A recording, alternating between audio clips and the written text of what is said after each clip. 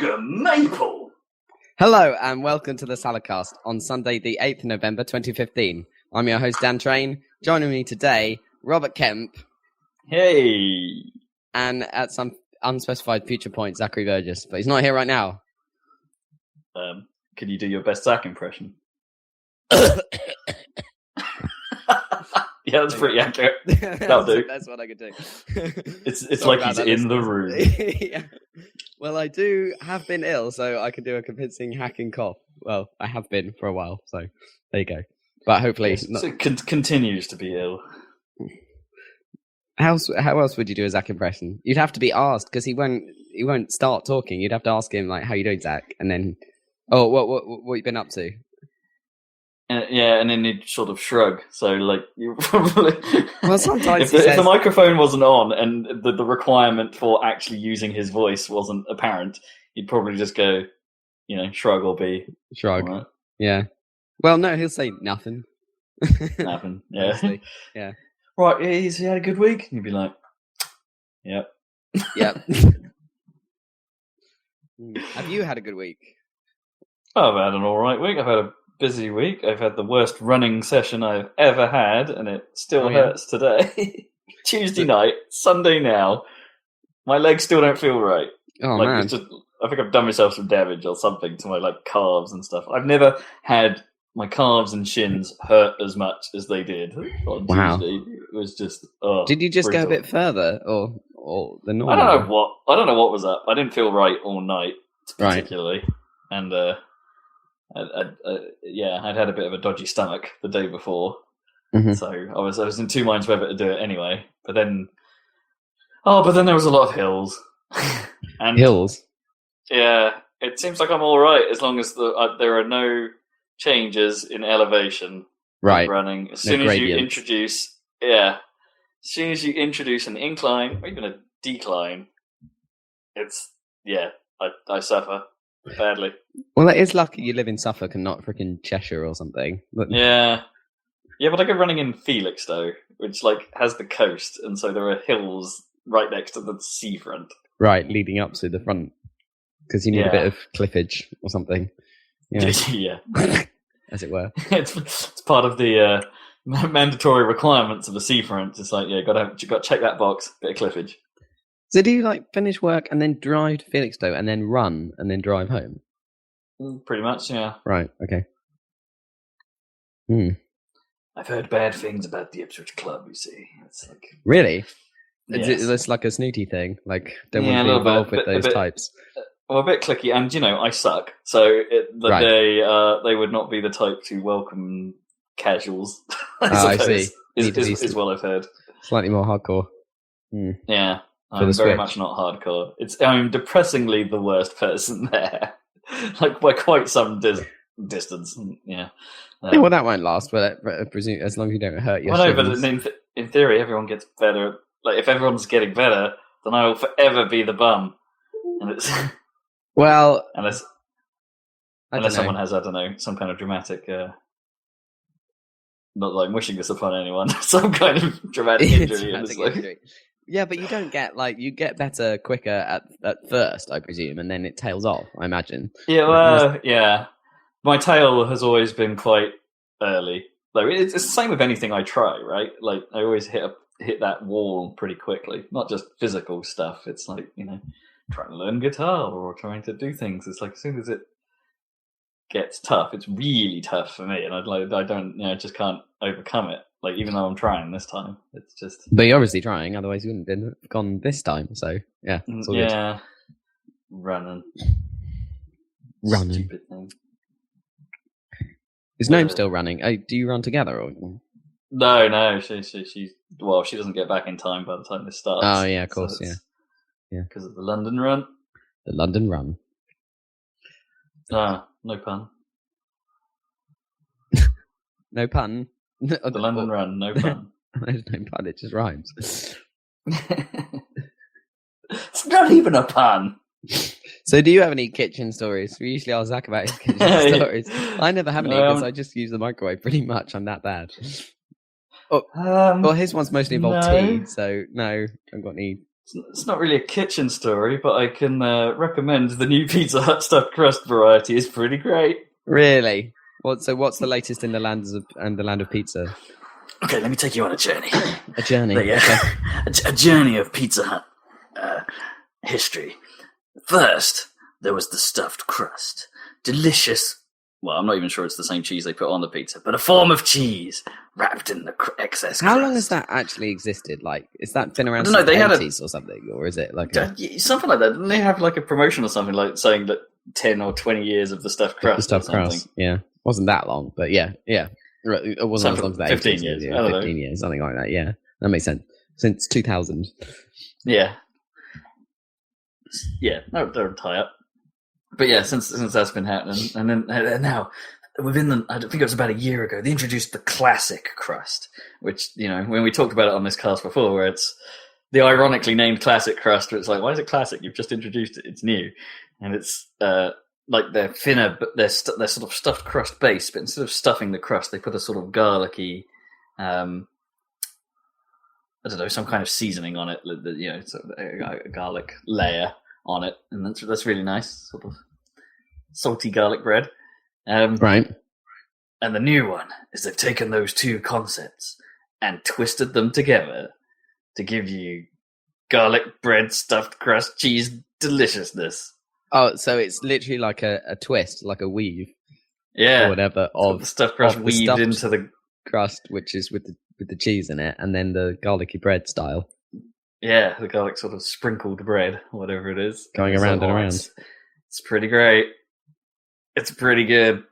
See, I just don't understand this crust stuff. Like, to me, the crust is not like a main event thing in terms of pizza. It's more like the actual pizza that I'm interested in, rather than the crust situation. I would have said, like, not that long ago. Well, probably about 6 or 7 years ago, I probably would have said the exact same thing. Right. And then I had the stuffy, and it was just like, oh, my world has changed. And actually, you know, in a weird way, I'm sort of like, it used to be like that about other foods as well, right? Like pies. Yeah, is a good example. It's like I never used to be about, you know, it's the pastry. I'm not the fan of. I like the stuff inside. And it's like, no, my interests have shifted outwards. Right, you're into the packaging. in circular foods, I've moved outwards. It's like the pork pie. Actually, the main event is the pastry, not the pork. It's just that weird jelly on pork pies. That's just weird. Yeah, it's a bit weird. Sometimes you get more than others. Yes, that's why it's often best to get the smaller ones. It's like I don't like the white sauce very much in lasagna. If there's too much white sauce, I just want there's quite a lot of sauce. Yeah. I want shove some more minced beef in there. Yeah, and the beef. Mm. And maybe just, you know, replace one layer of pasta with layers of Kraft singles. Yeah, there you go. Do you even have those? I don't think I've ever had anything Kraft, you know, like American Kraft. You know, I don't think we have, like, officially, I don't think we have, like, Kraft singles, do we? We have, like, supermarket brand. Yeah, equivalent. Yeah. Cheese slices or whatever they're called. I think Morrison's actually do call them singles.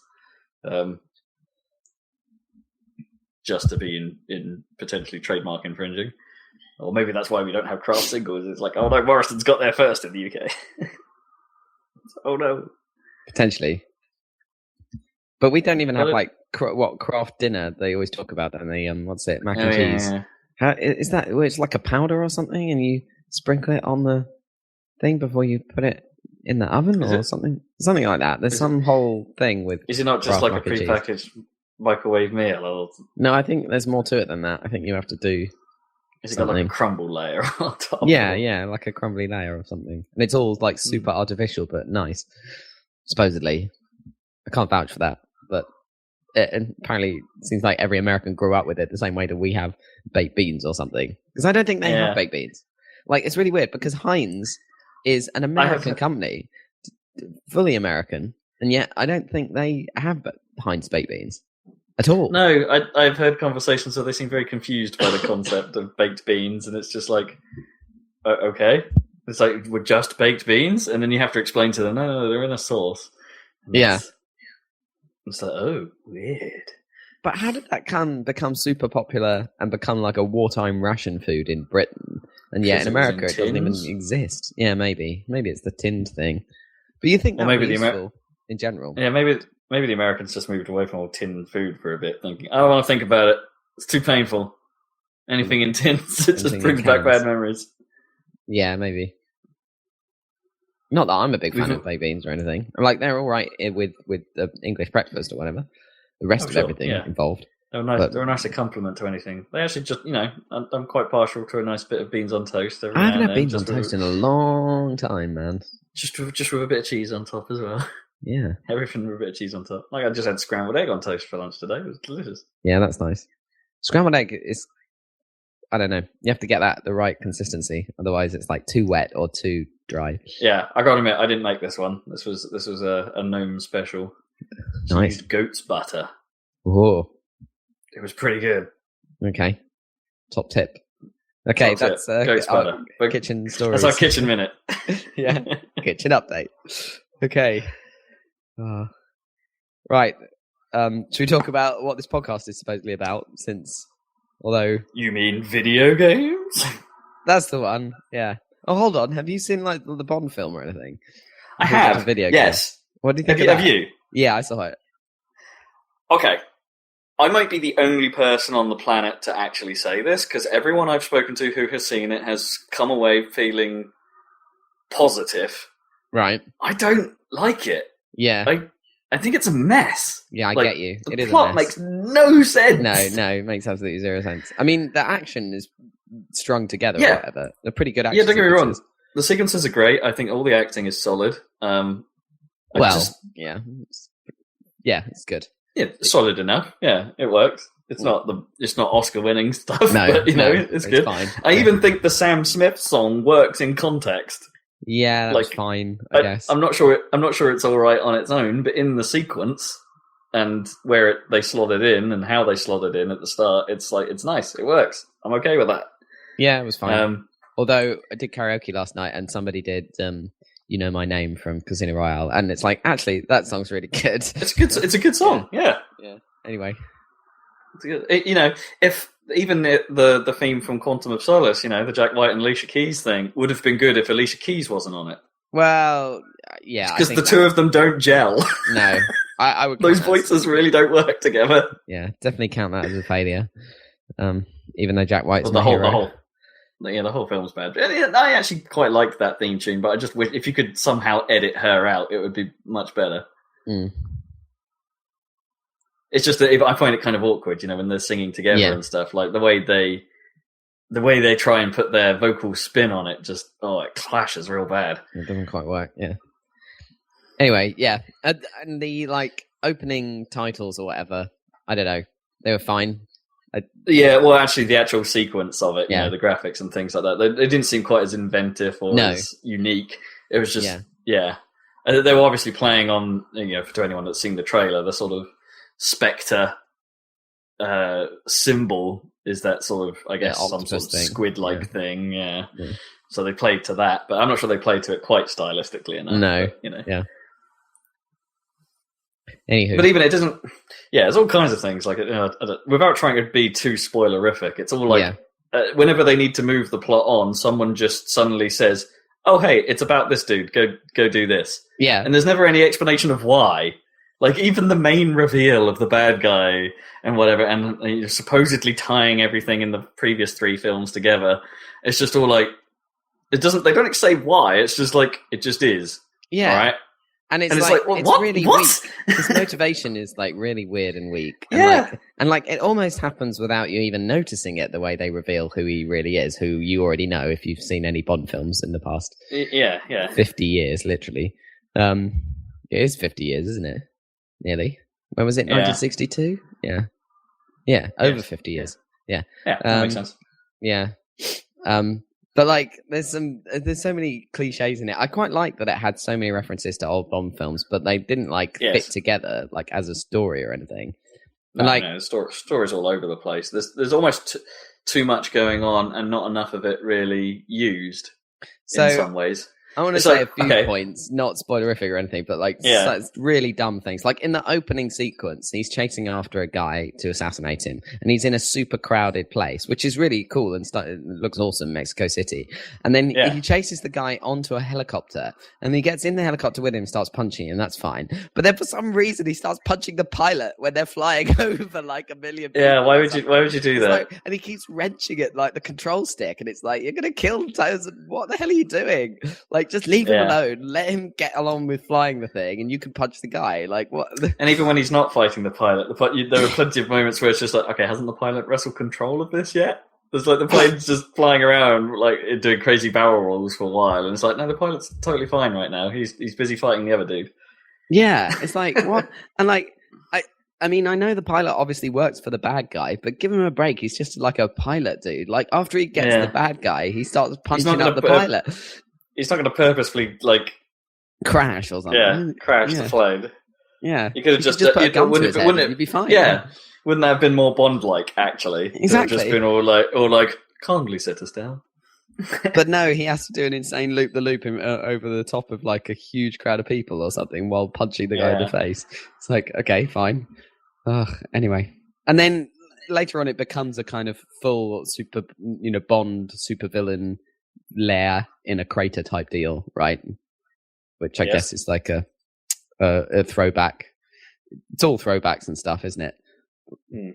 But like, he's in the like torture. But even that is somewhat unnecessary. But then the moment his escape thing works, like all his restraints just spring open magically, like and then he just runs away. I have a theory behind that you could sort of just say, "Wow, it's because of this," and then it's like, okay, maybe that works. Maybe. But like there's a. But yeah, you're right. Like he's running away, and I swear he shoots one bullet into like one gas tank or something, and it's like the whole. And like my brother said, I went to see it with him. There's one of the TV tropes entries is made of explodium, and pretty much that base is made of explodium because like one bullet, the whole thing just massively explodes. It looks cool, but but like what? No one would. That was poorly designed. It was like made of like telescopes, wasn't it? What's explosive about telescopes? Yeah, it's just like what? And the entire place is like I can't talk about it really. Without going too spoilery, but it's the one thing I will say: the most misleading part about the build up to that film and what it actually is that Spectre does nothing. No, it does nothing. Like, it's like this shadowy organization that has absolutely no point. It's like they could have done much more interesting things with it. Yeah, it could have been. But it's got nothing this mysterious nothing to do with it. Like they just told you there was a connection between Spectre and like the guy in Britain or whatever, I guess. And then you just had to believe that eventually. And then there was like a ticking. Spoiler alert! Actually, that could be enough. Where do you think? Oh, okay, maybe. Yeah. And then there's a ticking clock at the end, which is a cliche in itself. Not only that, there's two ticking clocks running at one time. Did you notice that? Oh, yes. Yes, I did. Yes, you're right. There are two different clocks. The first clock is like, when it gets to the end, the world will be under, or something will be bad for some unspecified reason that we can't, but we've got to stop it for some reason. Yes, they don't really explain what. That's the whole point of. Like, I had this argument with Noam on the way home, where it's just like, actually, is the bad side of this whole plot really that bad? In a way? Yeah. It's like, oh boy, yeah. Anyway, what a weird ass film. It's pretty meh when you start analysing it, but it's all very well made meh. Yeah, but you don't want well made meh. You'd be better off with like slightly less well made awesomeness, really. Slightly more indie. You don't want really slick stuff that's actually bad underneath. Or not bad, but just boring. Or not even boring. They could probably save money by doing less, right? In a way. Like, if you just make your core premise and your core structure sound, you don't necessarily need to have millions of set pieces. But that's the thing. It's got to the point where the budget's getting bigger and bigger, hasn't it? I think, for Bond films. So it's just becoming more and more bombastic. I don't think they can go back to having a coherent plot at this point. Maybe they can. I don't know. Well, it's supposedly the last one Daniel Craig's going to do. It's the last one he was contracted to do. Is that right? Okay. so there's a good chance he won't come back now. So they might reboot the whole thing again. But... I mean, I'd be fine with that as long as it's Idris Elba. I'd be up for watching that. Oh, really? Yeah, Black Bond. Yeah, clearly. That would be pretty awesome. Actually, he'd be a good one. He'd be hardcore. Although he's a bit more. He's not a traditional Bond in the sense that he's not. He's a bigger guy, isn't he? As well, like he's a bit more beefcake. And his accent, you could argue, is a little bit more gruff. A little bit more London. Yeah, he is a bit more London. But you could have that, or he could change it. He could be posh if necessary. I'm sure. But what if they just? Here's a thought. What if they didn't do Bond? It's not going to happen. Like, There's just too much followed someone else, like a different 00. Yeah, no. It's not. Because they talk about 009 briefly, whoever that is. No, they're not going to do anything inventive. Like, a Star Wars, they might, because they've got all these spin-off films and stuff, so they can take that franchise in different directions and do, like, different characters. But James Bond is just James Bond. You just have to keep making films forever about this one dude.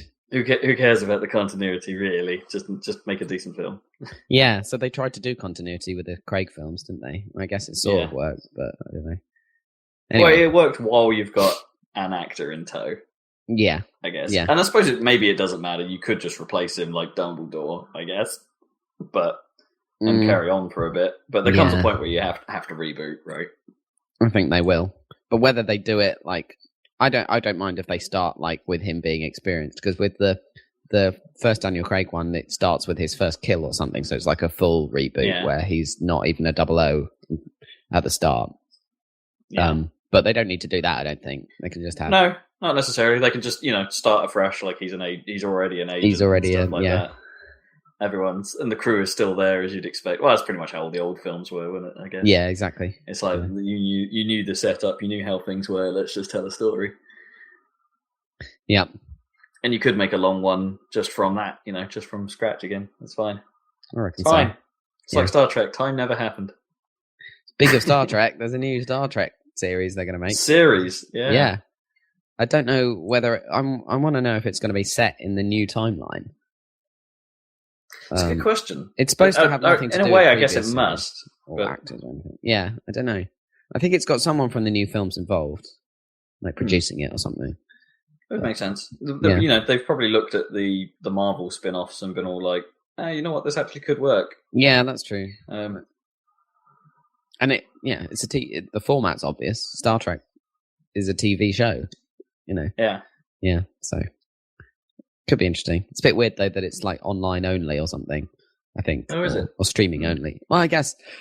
Or is it like all the Netflix being stuff funded by Netflix or... Yeah. No, it's CBS, I think. So it's the people that... Yeah, okay. But they're not putting it on their broadcast for some reason. But maybe they will. Who knows? Interesting. Yeah. Star Trek. Anyway, video games. It could be good, because there is a place, I think, for the sort of more... I'd like it if they go down back to the diplomatic route, in a way. Yeah.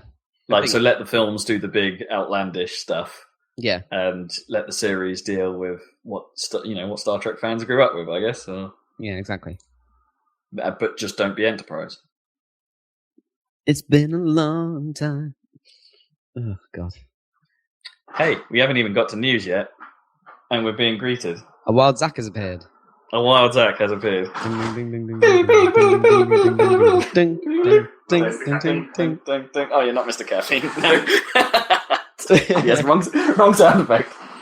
There was Oh man, this is the guy where we talk about things that happened on other shows, like jokes other people have made. But there was a bit on Gogglebox where have you heard the Justin Bieber song with Skrillex and Diplo? Funnily enough, no, but go on. Okay, but it has a sort of a pan-pipey lead that sort of goes doo-doo-doo, doo-doo-doo, and this dad at one point in Gogglebox was trying to replicate that and just was going, oh yeah, I quite like that one song that goes Billy. I know that. And everyone just looks at him and it's just like, sorry, what? Billy. And it's like, and then they sing it properly to him and it's like, yeah, that's what I did. Billy. I do know that tune. I must have heard it. I didn't realise that had anything to do with Justin Bieber. Yeah, that's him singing it. Oh, no. It's the panpipey... I'm thinking of a panpipey tune. Oh, there is another panpipey one. That's the one. Yes. Yeah, okay. Yeah, sorry. No, the one I'm singing is well, I guess it's more contorted vocals more than panpipes. But yeah, it's not. Yeah, it's a different one. Sorry, I'm confusing myself. With Okay. Because goddamn that guy. Zachary Burgess, Woo. welcome to the podcast. Right on time. Sort of. We're about to start the Apparently. news. No time for You any don't of even your want to hear rambling. about the pheasant again? Oh, yeah, okay, yeah. What's happening with the pheasant? It left. No. It was really weird because, like, apparently it had been fed like random bits of bread and other, just stuff. And as soon as we got actual bird feed for it and put it out there in a tray, and it was in the garden at the time, like it was in the back of the garden, it was looking at us, so we put the tray out, and then it was never seen again. It was like it knew that we were trying to tame it, and it was just like, fuck this. You've changed my environment. I liked things the way they were. So yeah, haven't seen it since. Aww. Poor pheasant. Or it got hit by a train, It's entirely possible. You being backing onto train. Oh, so end of pheasant news. Apparently. So this feature only lasted 2 weeks. Yep. Oh boy. Should get to some news then, unless you've got any kitchen bitching. People need to learn to cut cheese.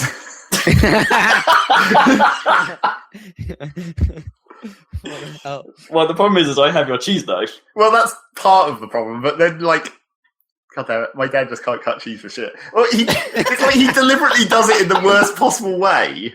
Like, he'll put the block vertically, like, thin side on the table, and cut downwards along the whole length Oh, I do with a that. really shitty knife that doesn't let him cut in a straight line, so it's just all wiggly. Yeah, I do that. And I'm pretty sure, because I see the knives like lying around before they're washed, I'm pretty sure he's cut cheese with a butter knife before. It's like, that's not going to let you cut Yeah, it in that's any right. kind of useful way. Yeah, okay, I draw the line at that. The thing is, if I don't have a good knife or a big enough knife to hand, I will have to do the Well, vertical yeah, if thing. you don't have the length to cut Yeah, across the if whole I don't block. have the... I don't even know what the knife we described as the cheese knife is really for, because it's No. not really a cheese knife, it's just super good at cutting cheese. Yes. And if you've got a big enough knife and you can do it like horizontally, Yeah, you press the then, whole length yeah. at once. then your cheese slices will be more uniform. And the worst thing about it is sometimes I'll get the cheese out and there'll be the wiggly death cut that my dad's made, and I'm like, God damn it. So I'll turn the block around and cut from the other end where it's fresh, and I'll make my cuts. And then the next time I come to use the cheese, both ends are wiggly. And I'm like, why? He just like rustic edges, like Yeah, it just embarrass the needs to edges. humiliate. God damn it. Oh boy, yeah, that's crazy. There are times I gotta admit where I get the block out and I've been too neat, and it's just like I'm sort of looking at it going, I don't know which end is the actual. It doesn't matter in that case. No, If they're both straight, then start from either. yeah. I don't know which end I'm supposed to be attacking here. Let's make it into a smaller cube of cheese. Well, yeah, as long as you don't start cutting off in the non-major direction, because then that's a double fail. Because cheese is like, most cheese is very conveniently like bread width. This is true. So you can just cut slices and they fit perfectly in a sandwich. But Yeah. if you start cutting it the wrong way and you're making it a weird shape, it's like, no, don't do that either. Even if you have large bread, then your cheese is still the appropriate width for a toasty, Yeah, exactly. because it will splurge Within out. the bird. Yeah. Cheese problems. First world cheese problems. Yep. News! What's going on in the world of video Does games? anyone... Well, okay, let's start with the obvious one. Does anyone bloody know what is going on with Kojima anymore? Because, right, he supposedly had his last day, Right. and there was, like, a big deal with that, and, like, people saying, yeah, it was all cool and stuff, but And then... now he's a janitor. Yeah, now he's a janitor. And so I'm like, well, yeah, because there was another statement that came out from Konami saying he hasn't left, he's on vacation. And it's like, He's a wait, janitor. what? What is going on? Konami's just being weird, I think. I don't think. Yeah. Yeah. Are they, like, really desperate to try and make it seem to their investors like, no, we've still got him, don't panic. Maybe. But I then- guess because But Metal then, Gear's doing Konami well. don't care about games. It's like, what's going on? Who knows? He'll be making games anyway for somebody or with somebody. Hopefully, we'll find someone with a ridiculous budget like Konami had. He doesn't even need that. I think he should make some smaller stuff. See what happens. Yeah, that would be cool. Perhaps he should just make films. I don't know. Because that's Maybe. not a small budget at all. No. I don't know how good they'd be though. Who's making films that came from video games? I can't remember this. Well, there's still the Assassin's Creed film coming. Right, yeah. Still that World of Warcraft film. Yeah. At some point. That's this year, isn't it? Like, that's going to happen soon. Well, and the Heavenly Sword and Ratchet and Clank films that Sony are making. Yeah. But the Warcraft thing will be like quite a big deal, I imagine. Well, you'd hope so. It's one of those things they could write whatever the hell they wanted, right? And make it work. I don't know, because like Warcraft has a story, and has always had a story, and even World of Warcraft is a continuation of the story from like the RTSs. Yeah, it's one of those things. The world is big enough; they probably. I mean, they could make a post like story, but then that would be weird if they ever did more expansion now, where it's like now we're trying not to cross over with this other thing we made. But this, like, I heard that Warcraft there's Angry Birds as well. Isn't it set like during Warcraft 2 kind of times? Is that right, or something? In terms of the world, I can't remember exactly. It's like very much a prequel to World of Warcraft. To World of Warcraft, yeah, I think so. Maybe it'll fill in the gap between Warcraft 2 and 3. Yeah, what happened? Or whatever. Yeah, I don't even remember the story of those games. I know nothing past that point. All I remember is orcs and humans, and they fight, and there's a thing there's like a mystical altar at some point you have to get to. And then they introduced the ton more races. There's elves, yeah. All of that happened after. That must have been Warcraft 3 stuff, where the elves and everything came in, presumably. And the tree people. On the tree people. Hello. Okay. Righto. Stop clicking on me. Your sound card works perfectly. Your installer fucks your computer. Yeah, sometimes. Keiji Inafune. In other Japanese madness. Yep, definitely a very similar topic. Oh boy, we'd already brought this up earlier, that Keiji Inafune needs to stop doing stuff on Kickstarter before he actually releases a game. But guess what he's gone and done? He's gone and announced that Mighty Number 9 is getting a sequel. And it's not even coming. The game's not even out yet. It's not out till like February or March or something. Well, I mean, if it's done, I mean, from his perspective, it's like if that game's done, but it's just not like bug tested or whatever. But he's like, yeah, I'm ready to make the sequel. But he's got Red Ash and Recore to work on. Well, however much he's actually involved in Recore. Yeah, he is pretty much like the whole idea of concept still seems to be true, right? They just come up with ideas and just be like, right, we're out. We've given you this idea. We're done here. Next thing, please. Boy, Inafune. Yeah. Trust in you is starting to wane, I think. Quite so. Next, chronologically, we could either jump to Paris Games Week now, or come back to it. And get rid of, or come back to it later, getting rid of some of the smaller news stories first. Well, yeah, that's probably better. All right, let's go through the smaller ones. Have you seen this? Battleborn previews have been happening, and it's beginning to look somewhat okay. All right.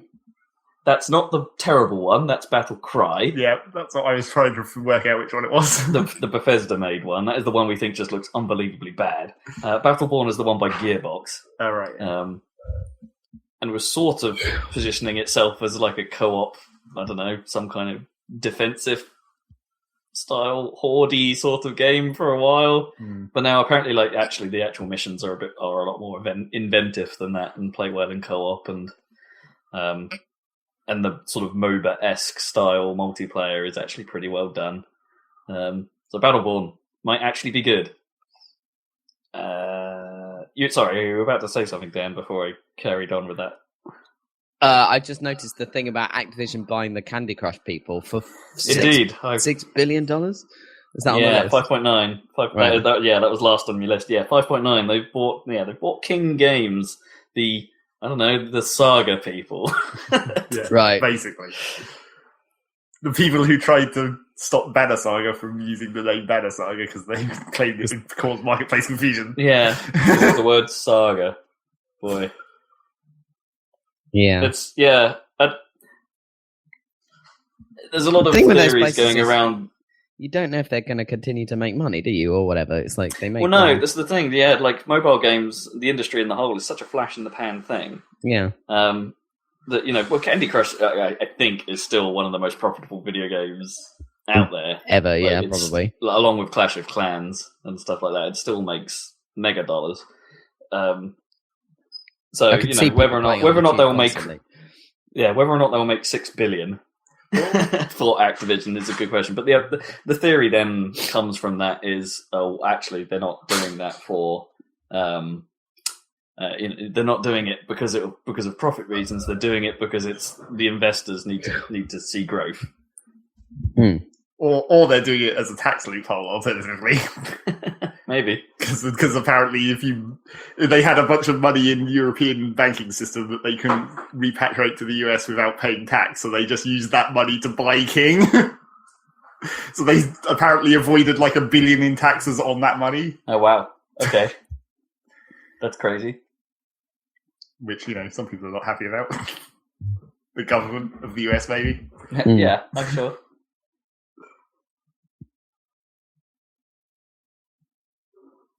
Crazy. Surely all they're going to do is put Candy Crush into World of Warcraft, like how there was that, like there's been various mods for World of Warcraft that let you play like Peggle clones inside the game, Oh, really? like while you're waiting for stuff to happen. Yeah. Huh. Just implement that properly as an actual in-game thing with a DLC, like micro purchase store or whatever. Because why not? Yep, might as well try and expand that market. It's not mobile, but it's still a mobile-esque game within another game. You know what's going to happen next, though? They're just going to hire Don Matrick, and then the circle is complete. They put plenty of Matrix into World of Warcraft. That never took off. We never remembered that. The whole, it's called microtransactions Matrix thing. Rocket League's getting an update.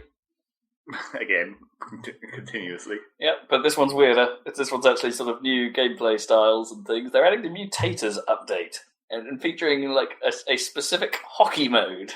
Well, not in that patch though. Weirdly, Oh, like is the it two separate Mutators. ones? The Mutators update is the November patch, and the hockey one specifically is December. Right. So, like the Mutators other Mutators will come out before the hockey one. Okay, fair enough. I did hear that they were probably going to be adding like a sort of a Mutators playlist. Well, they have to really, because otherwise it's only for custom games. Yeah, where it picks like sort of certain game modes that they've approved of or things like that, the ones that work. So you could have random rules each match. It could be kind of interesting.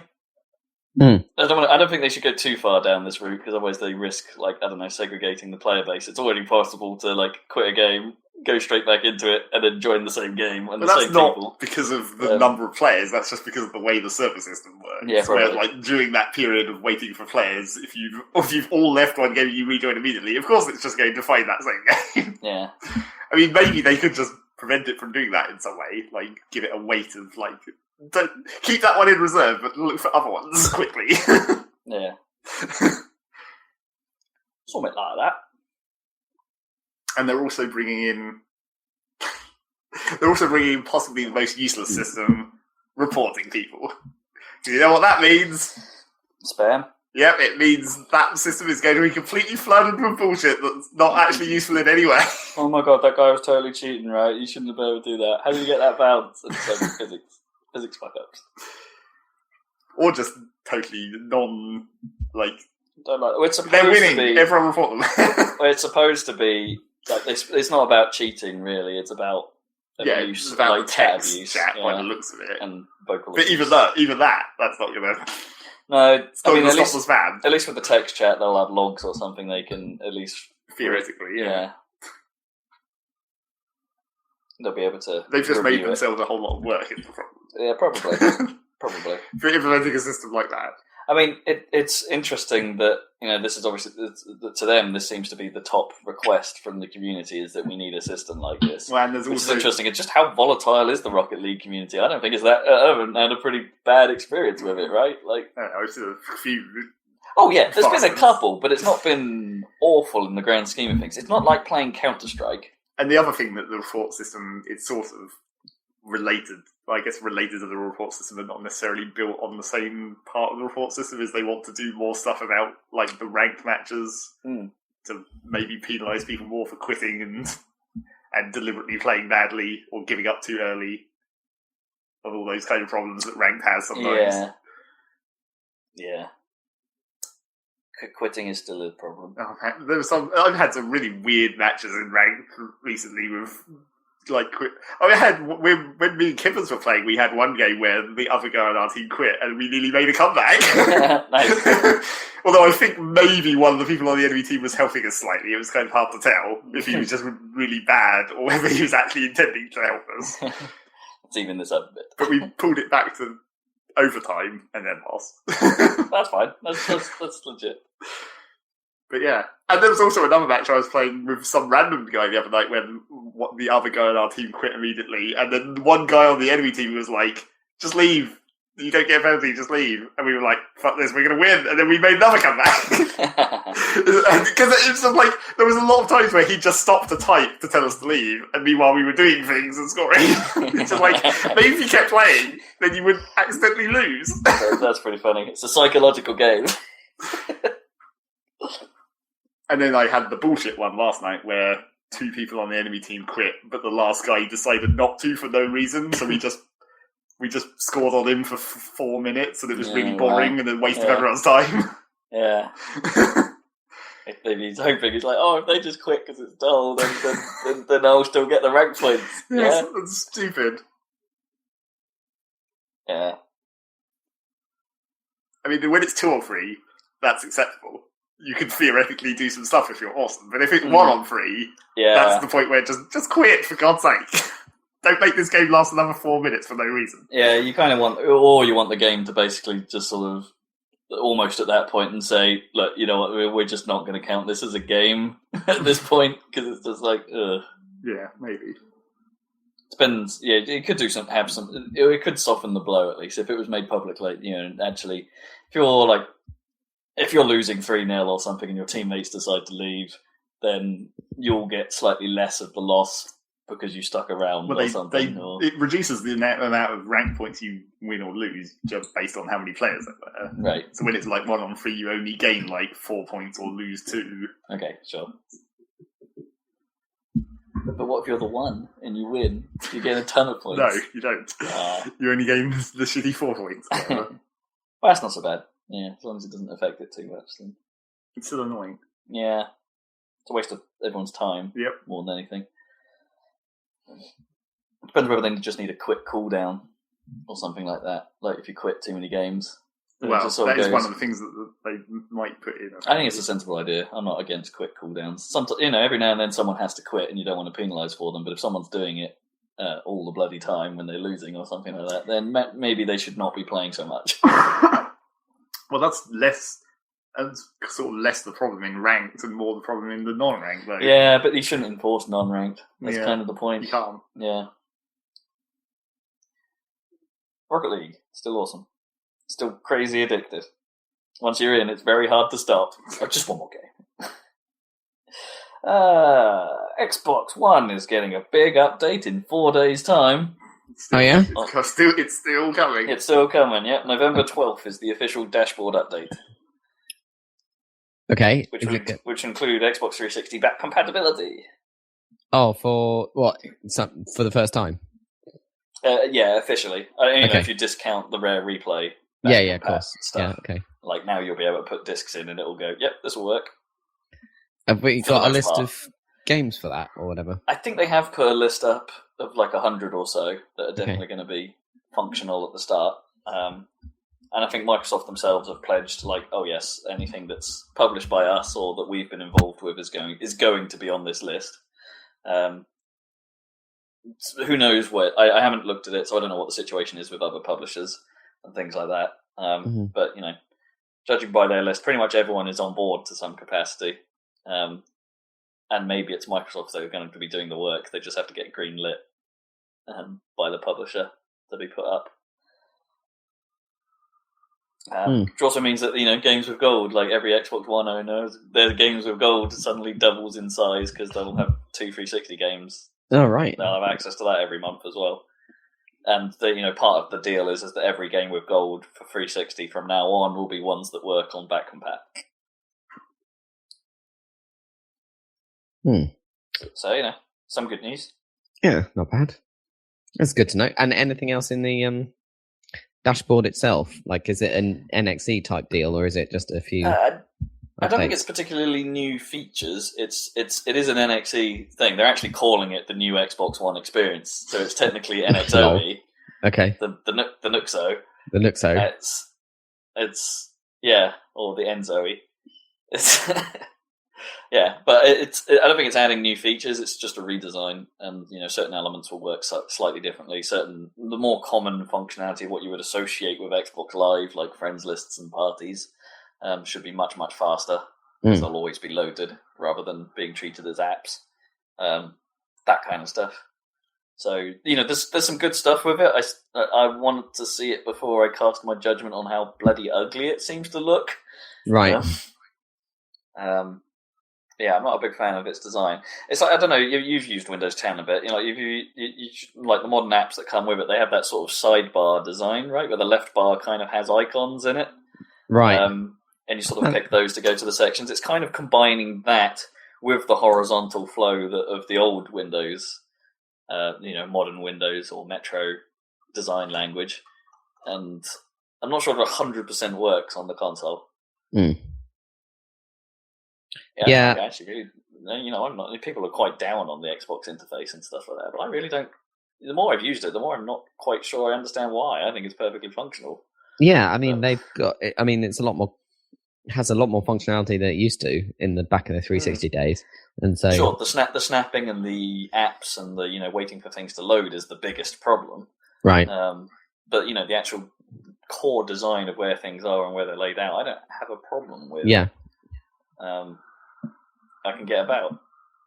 I don't get what the big deal is. But never mind. We'll see. We don't have a choice. Everyone's getting it. So we'll see how that goes. And this will also be running on Windows 10 back end. Oh yeah, and speaking of Windows 10, what about everyone getting Windows 10 apparently? Oh boy, that's going to cause me a whole load of problems at work, I tell you. I'm quite annoyed about this. What's the deal? In June of next year, everyone gets Windows 10, whether you want it or not. What? Windows update. If you're running 7 or Windows 8, they are going to push Windows 10 onto the recommended upgrade path. So unless you specifically block Windows 10 as an upgrade, which you can do, but most users aren't going to know how to, your system is going to get Windows 10 randomly one night. Right. This causes me a great deal of problems. Yeah, because most people. I deal in lots of installed hardware, and they're all running Windows 7 Pro at the moment. So now I suddenly have to make my software Windows 10 compatible by next year. Or go to every one of those systems and make sure automatic updates isn't turned on for that specific automatic update anyway. Admittedly, it should just be compatible in my case. It should just work. But we have had issues running it on Windows 8. So I'm a little bit annoyed about this because it's like, well, I have no need to upgrade. 7 is going to be supported for ages, and now suddenly I have to do it. Well, 7 isn't going to be supported for ages, though, is it? That's sort of the point. Yeah, I mean, we could block it on all of our devices, but that would just be that'd be even more of a pain in the ass. It's a big manual process as well. You just go through every device and say, please don't install this. Yeah, I can't see them really until it happens, and it might just happen before we even get to it. It's like it's super awkward. But it's like the GWX not being disabled easily. Like, who wants that friggin' pop-up all the time saying, get Windows 10? I don't have that on my system, and I keep seeing people complaining about it. I was like, that's never happened to me. I don't know why. Oh, wow. Somehow I've never had that thing do whatever it's meant to do. Are you running Enterprise, or...? No, it's just a regular home edition. Weird. Yeah, you should have had that. Don't know why. You're lucky. It's mysterious. You're lucky. It was annoying. Maybe it's because I just never restart my computer, like once a month or something. Yeah, that might be it. Maybe I skip the window for that to appear. Yeah. I can't see them going through with this. Like, imagine the number of businesses that have been in the same position as you, Rob. It's a real problem for us. Yeah.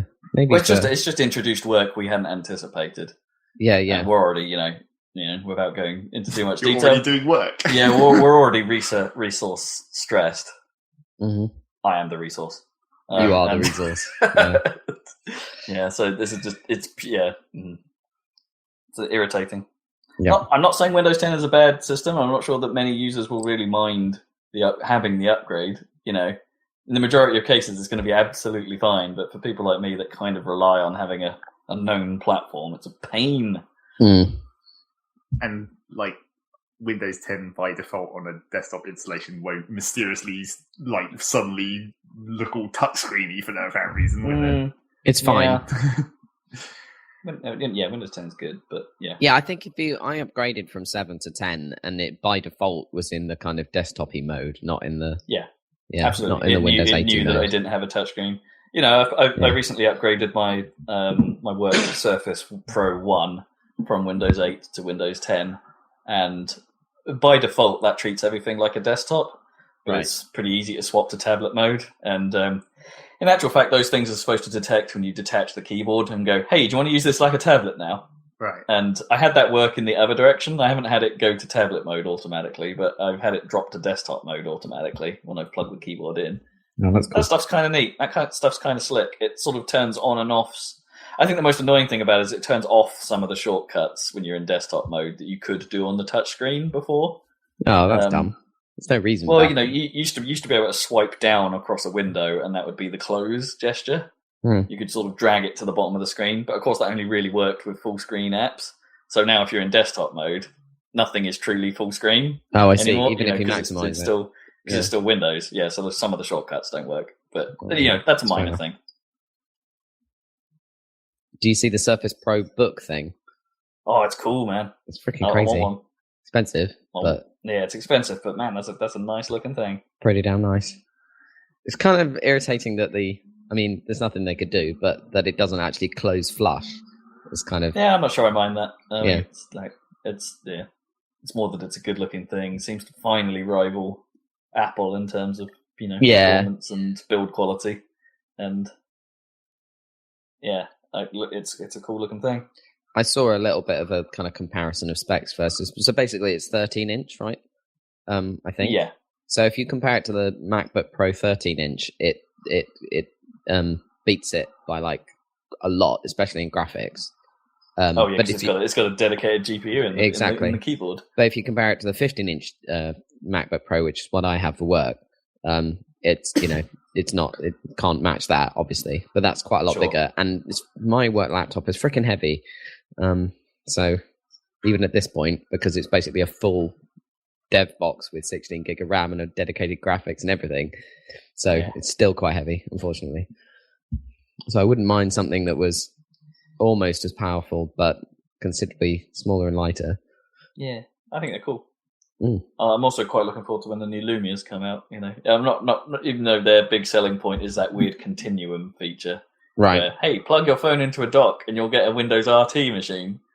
Not what you want necessarily. No, I'm not sure particularly. I mean, it's cool that you can. It's a testament to phone's power, I suppose, these days. But I'm not going to use it for that. But they look cool regardless. No real features. They just look like cool phones. Yeah. Microsoft news. What else we got? My notes are closed. Okay, Dave. Back up. The last bit of random news before Paris Games Week I have is that Nintendo's first smartphone game has kind of been announced. There's a known entity now. So it's called Miitomo. Apart from Pokemon Go. Well, yeah, it's sort of Nintendo's game. Yeah, they're describing this as the first official one, right? But not. Yeah, I don't know. Maybe it will come out before the Pokemon thing. That's also possible. Maybe that's what they mean. It's called Miitomo, and basically appears to be kind of like Tomodachi Life in that it's like a social networking simulation game. Right. I'm not sure I fully understand it, to be honest. Like, it's like they've taken Tomodachi Life and made it about fake Facebook or something. Basically what it was all about. Yeah, anyway, I guess. Almost. Yeah. And that's that. Do you reckon that will come across? Did Tomodachi Life really do that well or make much of an impression in Europe? It made some impression for being weird. Yeah, well, definitely. There's just a picture of Reggie's face coming off, you know. Yeah.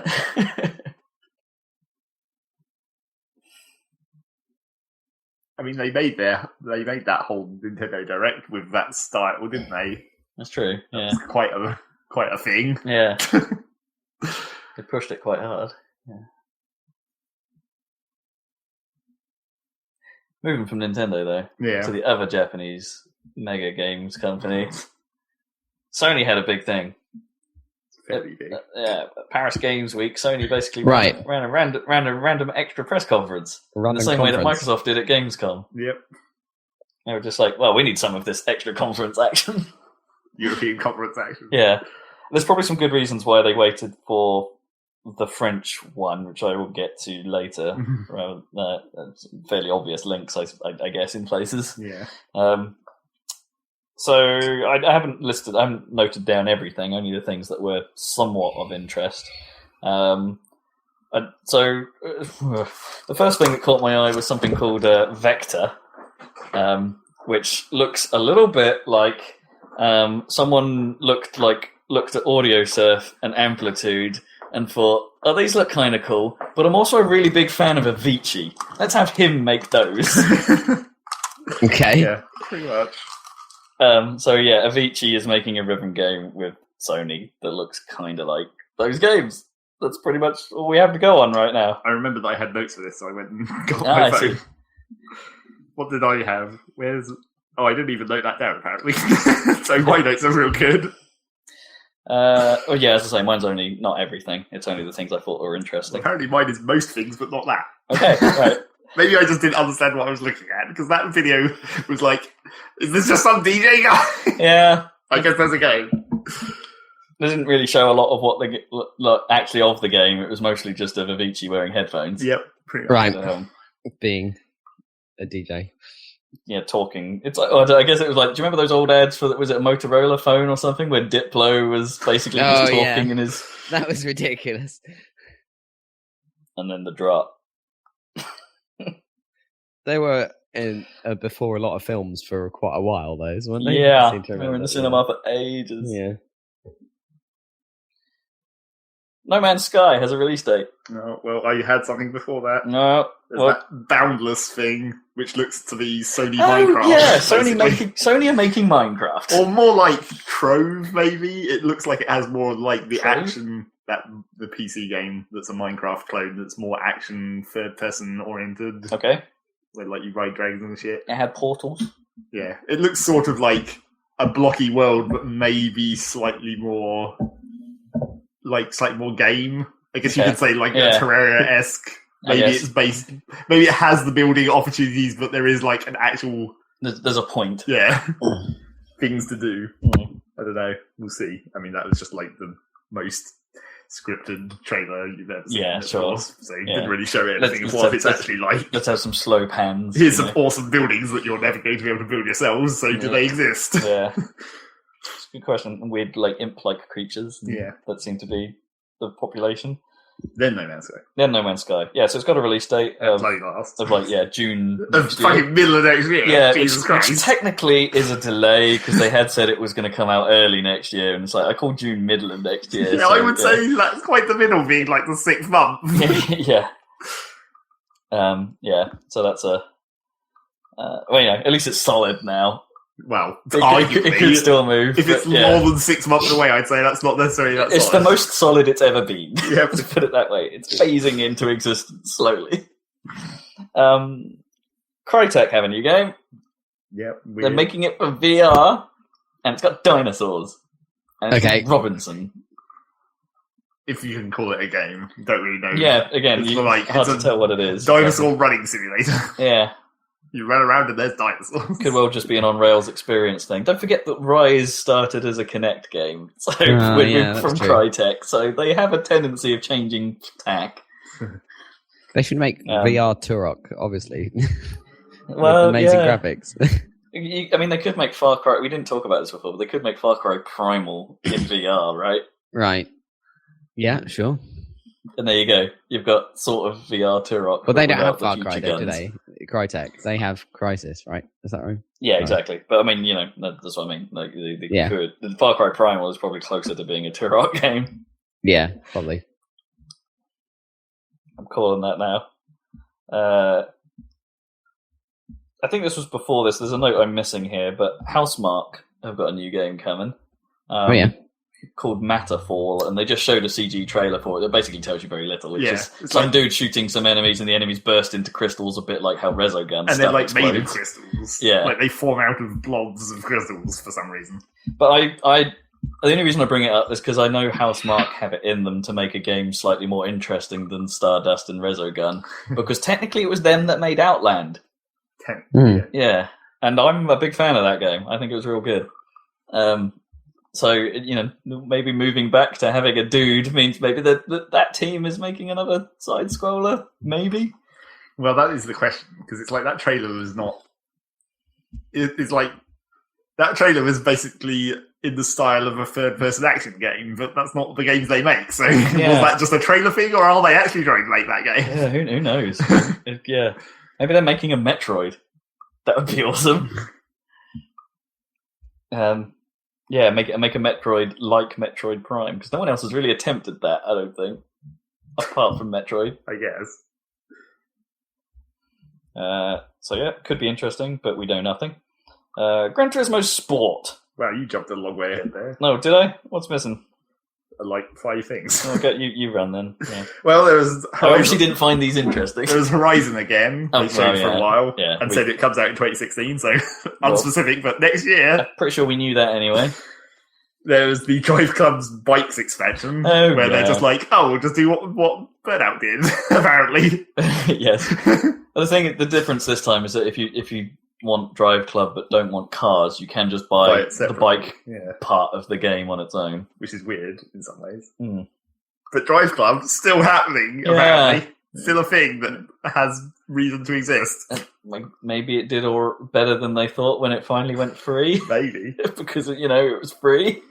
Then there was, they went back to their VR thing for a minute. They went to rigs again and had the fakest esports demo you've ever seen. Well, I'm not sure I saw that, actually. Really? Yeah. It had really awful commentary, and they were playing the game, and it had, face cams of the players with their weird, where they highlight the zone VR where thing. The VR goggles are meant to be, and they make faces. I saw it's not real, is it? It's sort of faked. I saw that. And it looks like they were trying. It's showing the gameplay from the various players' perspective, and it's got this really bad commentary in esports style. But it's how does that game work? Because apparently the way you score is you just jump through a hole and then you score.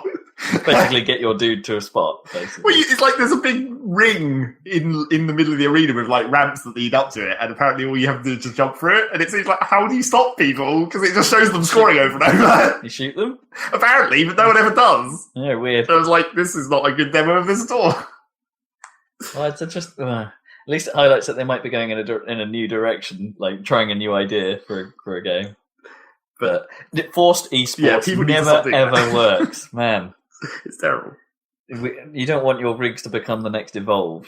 Well, that's maybe a different problem. Well, they went so hard on the esports thing, and it's regardless of how the game came out, it's not an esport. No one has ever treated it as such. No. And then continuing with VR, there was The Walk, where apparently now we get VR movie tie-ins. Yeah. I didn't realise it was a movie tie-in until I was listening to the film podcast and stuff. Cause I you haven't seen that film? What? No. Really? It was on normal television at some point quite recently. Was it? Okay. That's why I saw it. Oh, really? I didn't realise, because they made a big deal of it being it's actually a really good thing to go to the cinema and see in 3D IMAX. Well, yeah, I imagine it would be, which is why they're making it VR now. Because they do because they're looking off the top of the fucking World Trade Center. Exactly. What I found really interesting was watching people play that, the setup they had, because they put a little bar on the floor. For people to sort of try. I don't know if that was raised at all or whether it was just flat. No, it was very slightly. It was a couple of inches off the ground. So it wasn't. You could feel it basically. Yeah, so you could feel it, and they made people try and tightrope across this little bar whilst wearing the VR headset of them up on the skyscraper. There's two films. Awesome. There's two films, Zach. There's an older one. There's a documentary one, which is probably a lot better, of the actual guy doing it. Yeah. That was probably the one on TV, right? Oh, and it's the recent The Walk, the remake thing. It's a Gordon-Levitt, it's a drama. Oh, I didn't realise it was two. Okay. Yeah. So I only knew the new one.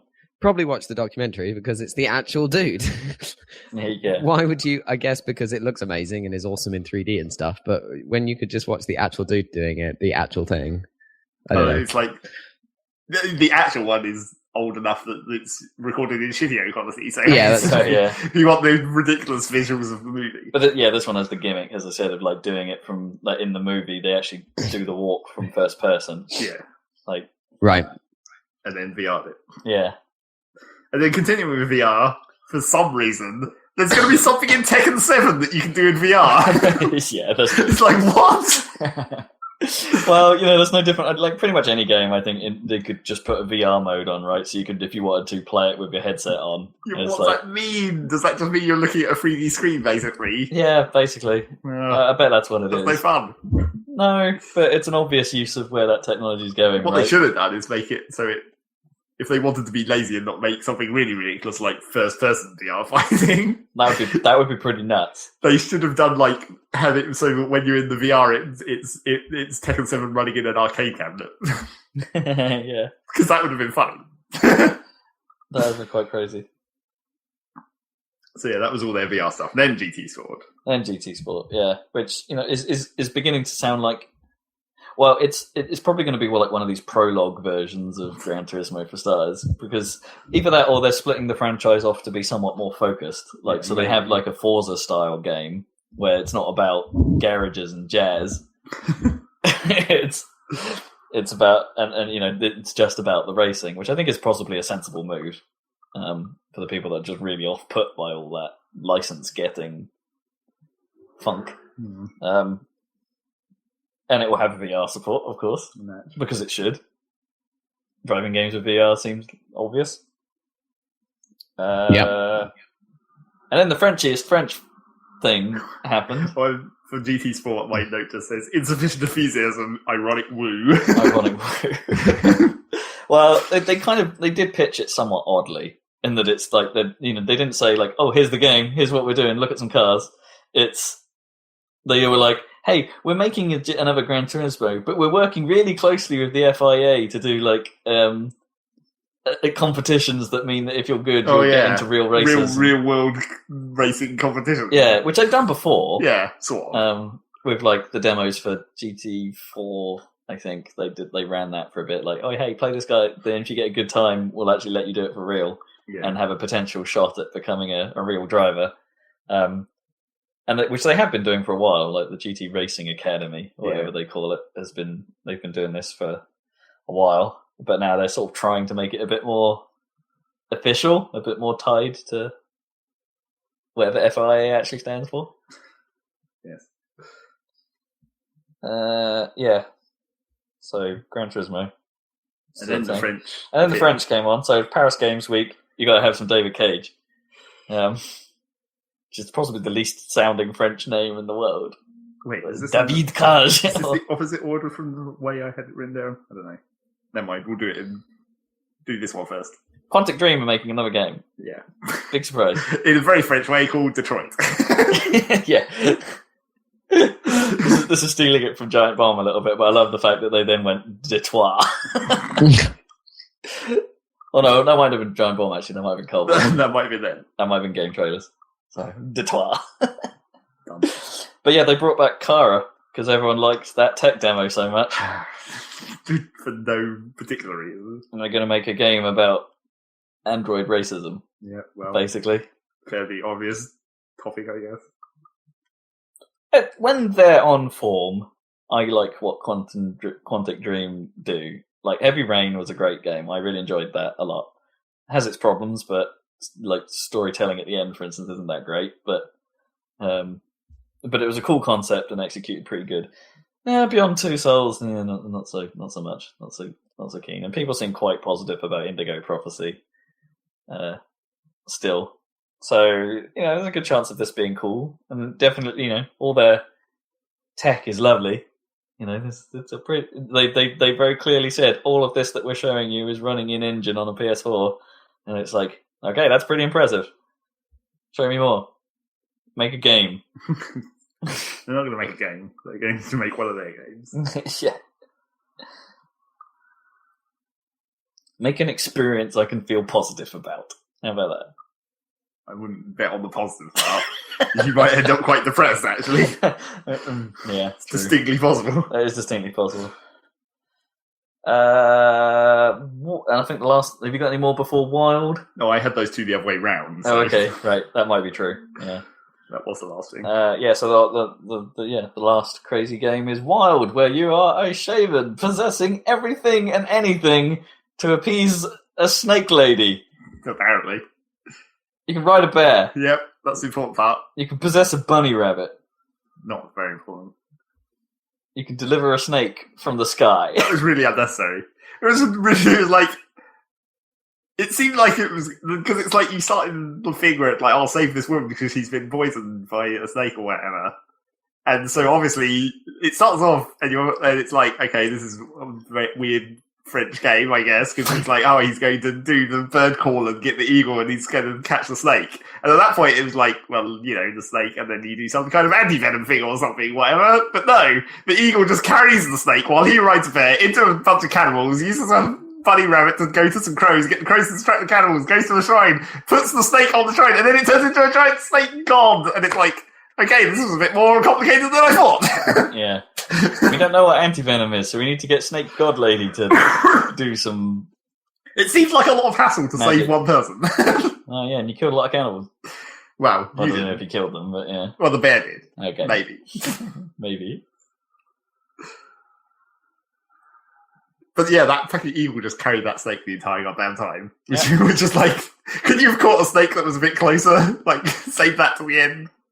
The cannibals probably wouldn't have cared, right? Couldn't the eagle have just delivered it to the snake lady? Well, you have to be there as well.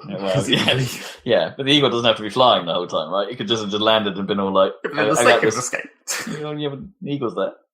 The eagle would just sit there and wait for you to turn up. Sentry eagle. I guess. Paris Games Week. That game looks pretty dumb. Yeah, it could be interesting, but yeah, it was a very weird thing to see. So yeah, PS4 has some games coming, it seems. Next year. Yeah, next year, of course. Horizon definitely seeming like the most interesting thing on the list. But, you know, they didn't show us anymore, which is why I didn't note it down. It's just like, it's a different fight. It's still the same thing we showed before, really. Yeah. It still looks kind of cool. Want to see where that game goes. I'm not sure much of that list really appeals to me, to be honest. But you know, as it stands, but we'll at least Sony are getting out there saying, "We've got games, guys. Don't panic. You don't have to just play Call of Duty here." Speaking of which, this is my final bit of sort of news. Call of Duty came out, and judging by the responses to it, I haven't played it, but judging by various video game outlets' responses, it's a pretty good one. We may have got it wrong, but it showed so badly. It did. I've seen some people saying it's not the greatest. Like, zombies is supposed to be the best. Well, I mean, the story is the zombies part always doesn't count. It's like, that's just like a separate game they pack into every other Call of Duty or something. But it's got Jeff Goldblum in it. Or something? It's got right? Jeff Goldblum in the zombies. Well, that's pretty good. And Ron Perlman. Seriously? Oh, man. Yeah. And Heather Graham and someone else I can't remember. That sounds pretty hilarious. It's bonkers. It sounds like they've made like a mini campaign out of it, but it sounds like it's still rock solid hard. So unless you have a good team with you, it's kind of not really going to be worth it for you in the same way that they were in the last two Black Ops games. But it's crazy that they've gone to that length for it. Apparently the story is actually legitimately interesting, like goes to places you would not expect. Even if the campaign structure is more traditional now, it has a sort of like a number of missions open up, and you can then sort of pretty much choose to tackle them in whatever order you want. But there is a recommended order for storytelling or something. Okay, you basically just say, "Hey, unlock every mission. I don't care if you want this one." But there is a sort of recommended way to play it. And the multiplayer is apparently solid. Although, like hearing from Kippers, there's angry self. Yep. yeah, he's not so keen, I don't think, on the multiplayer side of it this time compared to the last one. But I think they've actually simplified it in sensible ways from the beta that we played earlier in the year. I've seen some people complaining about the one thing that I saw when you were playing the beta or whatever, whereas like the roofs that you can't jump onto, even though you totally could. Apparently that's already annoying people, where it's like, why can't I wall run here or get up there? And it's like, it's walls. Why are there these arbitrary limits? It's like, because map balance and we didn't have enough time. Because we did design the map well enough to make it look like you couldn't. Yeah, that too. Yeah, I had some problems with that. That one level in particular where it's clear that you could reach some areas, but your guy just chooses not to. Yeah. Yeah. There's always the risk when you go high mobility, though, in those games, right? It's what Titanfall actually ended up doing really well. It's like, you can kind of get everywhere. Well, yeah. Yeah. So we may have got that one wrong. I don't know if I should get it. No, I don't think you should. You've got Halo to play. Exactly. Maybe get around to COD. Yeah. We'll see. Further cements the fact that the Infinity Ward ones are not the ones to care about. So this is a Treyarch one. Right. That's what I mean. This is my top team, in theory. Yeah. This is now the top team, yeah. Yeah. But then what isn't it? Yeah, Infinity Ward is technically next year. What are they going to do? Are they going to crap it up like Ghosts or with realistic dogs? And fish that actually get out Swim of your way. out of the way. Yeah. Oh man. We put AI routines on the fish. The question really is how many more years do they have in the future that they still work with? Because they're surely running out of options at this point. We thought they were running out of options like the last two. Yeah, well, apparently even in this one, it is set in the same timeline, but they don't really refer it back to Black Ops 1 and 2. You know, Black Ops 2 was quite tied into. Referred back to 1. Well, no, it did quite a lot. It referred back to it, but not in ways that made very much sense. Where it's like, let's just bring in the old guy because he's still here. Well, you do kind of play half the game in the past. Well, yes. So, they tied into it. This one refers somewhat to things in the past, but, doesn't rely on it. Your computer just binged really loudly in my ears. I hope that didn't record. Doesn't look like it did, so we're probably okay. It probably did. Do you know what? Do you recognise that bing? I don't know. It might have been the achievement bing. Oh, was it it was a Windows 10 bing. I might have to figure out how to turn those off while we record. Windows 10 bing. Not that bing. No, not that one. Not definitely not that bing. So big amount, yeah. That's all I got for news. Good. Cool. Let's move on to what you've been playing. Rob, what you been playing? Hey. First time I've gone first in months. That's important. Halo 5 is pretty much all I have been playing since it came out. I really, really like this game. Really? Is it that good? What's going on? I think it's got problems. Okay. Because this is a review that I'm doing. I can't be 100% on it, but it drew me in much more than I thought it would. It starts off kind of badly. It didn't make the best first impression. Okay. Partly because a couple of the first couple of missions, there are sequences in it where combat happens and I'm not playing it, which isn't necessarily unusual for Halo, but it's done it fairly rarely. Yeah. There's a whole bit that was in the trailer, actually, is the opening to the game, where the 4 Spartans are coming down a snowy mountain and all kinds of stuff is going on, and there's a cool sequence. It's I want to be doing this. Right. Because it's where it actually starts is it just drops you in even if it was a QuickTime sequence, I'd be kind of happy with that. It looks it would be awesome.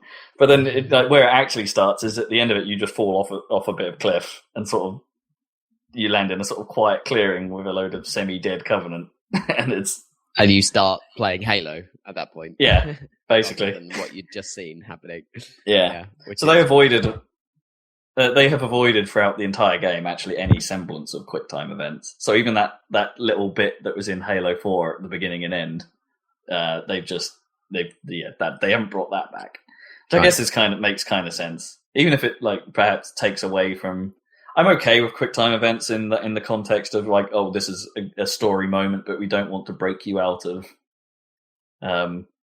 being in first person or whatever. I'm kind of okay with that existing. I didn't mind it in Halo 4, but you know, I guess it feels. I guess it's a bit more Halo-y to not do that. I guess. So yeah, the reason why, that sort of struck me as kind of odd, and also some of the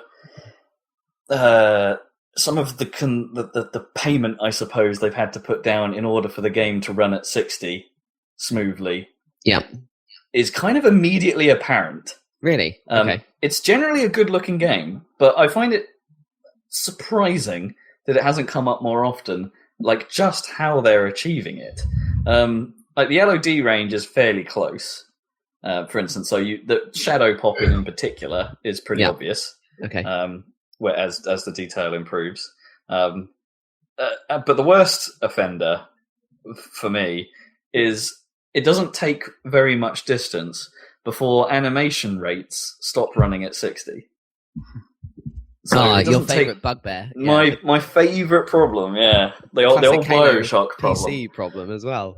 Where the grenades and stuff and the would be at 30. I think it's purely character animations, but because that's what you're trying to shoot at all the time, and actually like the safest way and most effective way to play Halo is stay at range, it's really obvious all the time. Right. So, it took me a good few missions to basically just get over that. Like, I'm just sort of looking at it going, why am I moving so smoothly, but these Prometheans are sort of jerking about?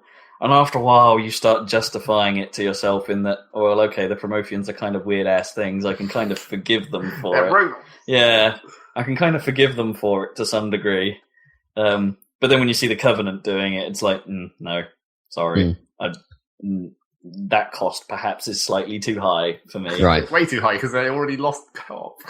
Well, yeah, and they dropped all split screen support because apparently running the game at 60 frames per second is core to that engine's design. So if it doesn't run at 60, to 30. It's called the engine's design. Apart from all these animations that are happening at 30, that's part of the engine, isn't it? Yeah, and I'm sure there are moments where things get very, very far away that the animation rate actually gets even lower. Although I'm not sure about that, but I'm sure there are times where it looks much jerkier than even the 30 rate. So maybe, I think that's a weird... If you're going to make a choice about LOD, that is a very strange choice to make. And maybe it has more impact than I think it does. But, yeah. They obviously went with it, and I think it looks odd. And there are a couple of spots, like the second mission in particular has some very notable cases of that texture is awful. Like, compared to the rest of the game, you'll walk up to it and be all like, ugh, have I gone back 10 years? But that's pretty much it. Visually, those are the problems. Everything else looks really good. The lighting is lovely, in the sort of like that Halo 4 style sheen. They've just like up-resed it and made it look nice. And there's an awful lot of stuff going on in the background, which, I don't know, sometimes you barely have a chance to look at, but there's a lot of cool big things happening in the sky, which is, I guess, kind of a Halo thing now. The first level in particular has a ridiculous battle that just doesn't really make a particular lot of sense, just sort of happening off to the side of the cliffs. There's so many lasers in the sky. So many lasers. Like, more lasers than anyone would be actually shooting. But it looks cool. So I don't. I think it starts off somewhat odd. I don't mind necessarily the fact that you play the majority of the game as Agent Locke. Actually, the Master Chief has very little to do in this, but it's also the most interesting storyline. Okay. So do you start off as Locke? You do, yeah. The first mission you play as Locke, the second mission you play as Master Chief, and then you'll probably play like 4 or 5 more missions as Locke, and then you'll get a Master Chief mission. So To summarize the ratio, there's about 15 missions in the game. 3 of them are Master Chief missions. Right. Okay. And 3 of them are walking around talking to people missions as Agent Locke. As in, they don't have any combat? Zero combat. They are exposition only. Okay. Which is okay, actually. They're not they're weird at first when you realise what's going on. but then it's just all right. Oh, you know what? Actually, okay, I'm kind of okay with this. It's world building, sort of stuff. Right. I don't necessarily have a problem with that. I mean, it does get a little bit distracting by the fact that they have added pointless collectibles, which I think needs to stop. Like, so the skulls were one thing. I'm okay with the skulls. They were kind of a draw because when you found them, they added stupid stuff to the game. Yeah, dumb stuff, yeah. The rest of the world is now, like, every level has at least 10, like, audio logs in them, which come from various people. Sometimes you get, like, Promethean chatter. Most of the time it will be Covenant grunts coming up with crazy theories. The grunts seem to come across as especially stupid this time. Yeah? Yeah. There's one like trying to do scientific research on something halfway through the game, and you just come across this audio log, and it's just it's the most cringe-worthy thing in the world. And you're just like, oh god, the grunts are so stupid. Awesome. The chatter is still pretty funny in the middle of a fight and stuff, but boy, yeah, I didn't realize they were such a dumbass race. More so than normal. Yeah, I'm going all over the place with this. I'm not quite sure where. No. It is quite nice. It's still, the combat still feels like Halo, but the areas are much bigger now than in 4. So it's less. Just in general. Like, okay, yeah, they've obviously designed. But is there anything as big as like the Silent Cartographer or like a whole island type thing? Or? Not as explorable as that. You're still effectively going from point A to B, whereas in theory with the Silent Cartographer you could have just turned around at the start, and explored the island in the opposite direction. Yeah, you could. Yeah, I suppose. But yeah, they haven't done that again. And that's probably, in a way, that's probably the only time Halo's ever done that, actually. The Silent Cartographer is kind of unique. It's probably the best Halo level, I think. Yeah, probably.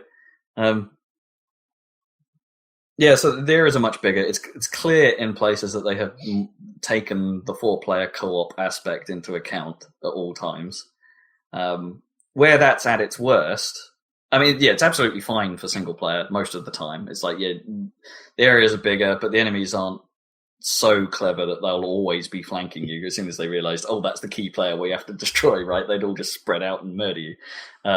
Your AI friends are stupid and you can't rely on them to actually kill anything, but the AI from the other team treats them with probably equal stupidity, so they do work as distractions, and it balances out well.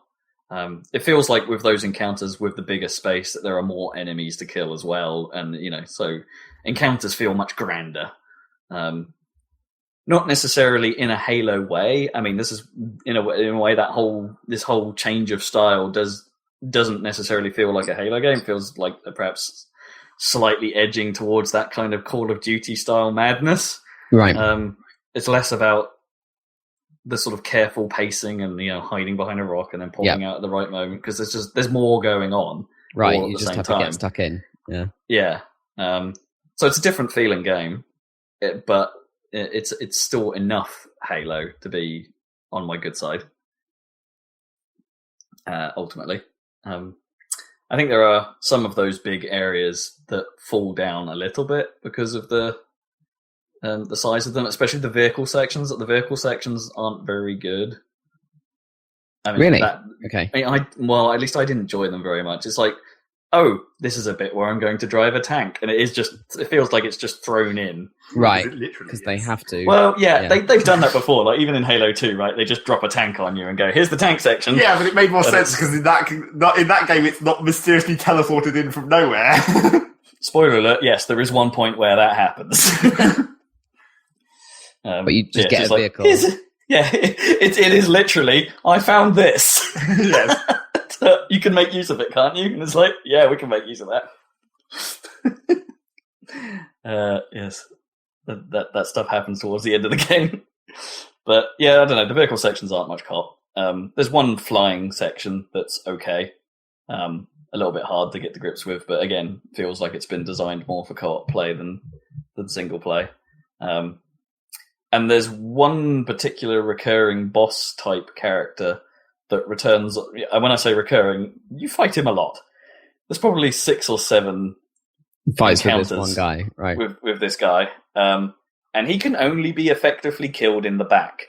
which means you're relying on your AI guys to try and distract him to give you a clean shot at the back of him, which is just unreliable and unpredictable. And he is, even in heroic difficulty, he's a bit too powerful. Right. Like one of his sword slashes will basically down you in one hit, and you're like, well, and yeah, and which then, yeah, I don't know. I think those encounters are dodgy. The first one in particular felt poor in single player, but I can see that if I had other players and we were laying the smackdown effectively from different directions, then it would have been absolutely fine. Mm-hmm.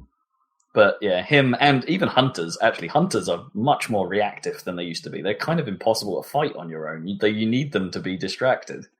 So you can get a back shot in. Like, it plays somewhat into the new movement mechanics. Like, so you now have a sort of boost dodge. Right. And it's impossible, basically, to avoid getting hit by a hunter unless you boost dodge. Like, you can't just sort of circle scrape around them anymore. It's the only way to be fast enough to avoid them. You've got to keep your distance, and they can charge up their fuel rod cannon pretty fast, and then, like, if it lands anywhere near you, it's insta-kill, pretty much. So those encounters get quite irritating. Hunters aren't as cool as they once were. It's just true. Like, hunters were a neat thing in 1 and 2, and to a lesser extent in Reach, actually. I think Reach had a pretty good implementation of them. Yeah, that wasn't bad in Reach, yeah. But yeah, in this they're just irritating and not a great deal of fun to fight. But in co-op, I'm sure they're fine. So I think when you hit those points of the game, you're just like, perhaps the co-op decision wasn't the right route. So can you play co-op over the network? You can't play it at all. There is no. There's no split screen. Right. You can play it online, right. But there's no co-op matchmaking. Right. So you can't play with randoms. You have to put a party together. Okay, well, that's probably all right. Yeah, that's fine. I'm not sure I'd play co-op with randoms anyway, unless I was doing a score run or something like that. I don't know. It's not like you particularly have to. No. It'll be fine, actually, thinking about it. If you're not playing it for the story, you could probably co-op it just fine. But there's no real score attack or anything in the game now. They've removed all of that stuff, it seems. Right. So yeah, and the story is very much a big setup for the last game in this trilogy. Oh, right, okay. It's a middle trilogy thing. Yeah, it has the unfortunate side effect of there's a Big Bang episode where the guys discover that if Indiana Jones hadn't been in Raiders of the Lost Ark, the story would have played out in exactly the same way. It's a classic theory. Yeah. This is that. Like, if Agent Locke and Master Chief hadn't been involved, the story would have still happened. It's because it's mostly based on Cortana, right? Spoiler alert. She's doing stuff. That's not a spoiler. You knew she was still around for the end of 4. We knew she was in the game because Jen Taylor basically said she was. Well, yes, that's it. So, the fact that Cortana is involved is not a spoiler. But she's just doing stuff, but she's doing stuff in, like, the virtual world, so you never actually... It's not really... The physical battle doesn't really matter that much. She's having an internet fight. In a way. Where it ends is interesting, but you kind of wish that something had happened earlier in the story. Actually, in fairness, one of the more interesting parts of this game's plot is, and this is, again, not a spoiler, because we know that you go there, is there's a whole subplot of, like, 3 missions on St. Helios, which has no real consequence to the main story, but is an interesting insight into what the hell's going on with the Covenant and the Arbiter. It is actually kind of neat. It's well done. St. Helios is a cool place. It's nice looking. But has no greater consequence, to the universe or the story they're trying to tell. So it's, it's not the strongest the story. In fairness, in many ways, you could probably argue that this is the weakest its storytelling has ever been. But it's all very well made. It's like Bond all over again. Actually, in a weird way, it's a bit like Bond. Right. It all makes sense. It's just that nothing of importance happens. Right, yeah. But a lot of fun action, just like Bond. Yeah, I really enjoyed my time with it, and I think as the game goes on, the missions get better. and the game that's feels better. As I say, the first couple of missions I was a little off-put by the style, but the co-opness of it and how it didn't feel quite right in single player, but then as it goes on, I think it gets a lot better. Cool. It's a cool thing, yeah. Single player alone is a cool thing. I've finished it, I've started it again in Legendary, having a good time. But in a weird way, that is not the star. That is definitely not the star of the show, because the multiplayer kicks ass. Really? Well, that's what we It were is wondering. so good. Really? Awesome. I'm so into it. It's like I don't know. I got this feeling from the beta and stuff like that the mix of pushing Halo slightly in the Call of Duty direction, but keeping it still feeling like Halo was absolutely the right thing to do, because it feels modern, it feels fast, it feels exciting, it feels balanced. Okay. To That's a point. Good. Actually, yeah. I feel like using the Covenant weapons is probably a disadvantage most of the time. Right. Like, I don't know, if for instance, using the Needler, I don't think I've ever really used the Needler in any context, either in single player and stuff like that, because it just takes too long for the needles to fly anywhere. Right. Like, it makes it not quite... It doesn't take so many needles to cause a combine now, but in the same way, it's not quite the super weapon it once was. Yeah. The pistol is crazy effective. The battle rifle is effective. The DMR feels like it has a point, like, compared to the fact that both the battle rifle and DMR exist feels okay now. Okay. And the pistol. The DMR is the DMR is effective at slightly longer range compared to the pistol and battle rifle, for instance. Right. That's cool. Yeah, everything it just feels great. Feels good. I haven't really had a single problem with matchmaking or a single problem with how the game runs. That's amazing, considering how they screwed it up with the Master Chief Collection. They've really pulled it out of the bag. Like, they obviously looked at that and said, "We cannot do this again. Okay. We have to get this right," and they have. They've made it happen. It's satisfying in many, many ways. I'm just having a really, really good time with it. It's rekindled my love for Halo's multiplayer again. After getting perhaps a little frustrated with going back to it in Master Chief Collection and realizing I now suck at it in a way that is really quite depressing. Right. Going into this and not sucking and feeling good about it. It's a great feeling. So the trick here is they split it into two disciplines almost. You've got your arena mode where everyone always starts on the same playing field. You know, it's always balanced. No power-ups, no real progression other than visual stuff. You are who you are. You know, everyone's even. And they split that off into... I mean, at the moment, there's only a few playlists, but they're intelligently done in the sense that SWAT is there, but it's in its own bloody playlist. So, like, you could never just... Like, and the problem I had with Master Chief Collection is whenever I wanted to play a multiplayer Slayer game or something, SWAT was always one of the bloody options, and so everyone picked it. So if you don't like it, just don't play in the SWAT playlist. Like, the normal Slayer list is fantastic. You can avoid the SWAT. That's cool. Yeah. Or just go and all actually, SWAT, even if they did integrate SWAT into those playlists, they've got rid of voting, which I'm okay with. You don't stay in a lobby now. Like, they've gone for the full-on Halo 2 style. You join a game, you play your game, you're booted out, and it reconnects you to new players. So there's no voting system. It does mean occasionally you'll end up perhaps playing the same level a few times in a row, depending on whatever level the server picks. But I don't care, because it means it's always varied, and it means it means the community can't push it in the direction that I disagree with. You know, which happens a lot, or has happened a lot in the previous Halo games, and it's I like it. I'm really enjoying it. The SWAT playlist actually does have a mode that I was super keen on back in the Halo 2 days, which they've called SWAT Nums. But actually, that basically means like it's the high lethality SWAT style gameplay, like no shields, headshots, or insta kill stuff. But it's pistols only. Oh. And it's hella fun. Awesome. They've got some good variety in their modes then.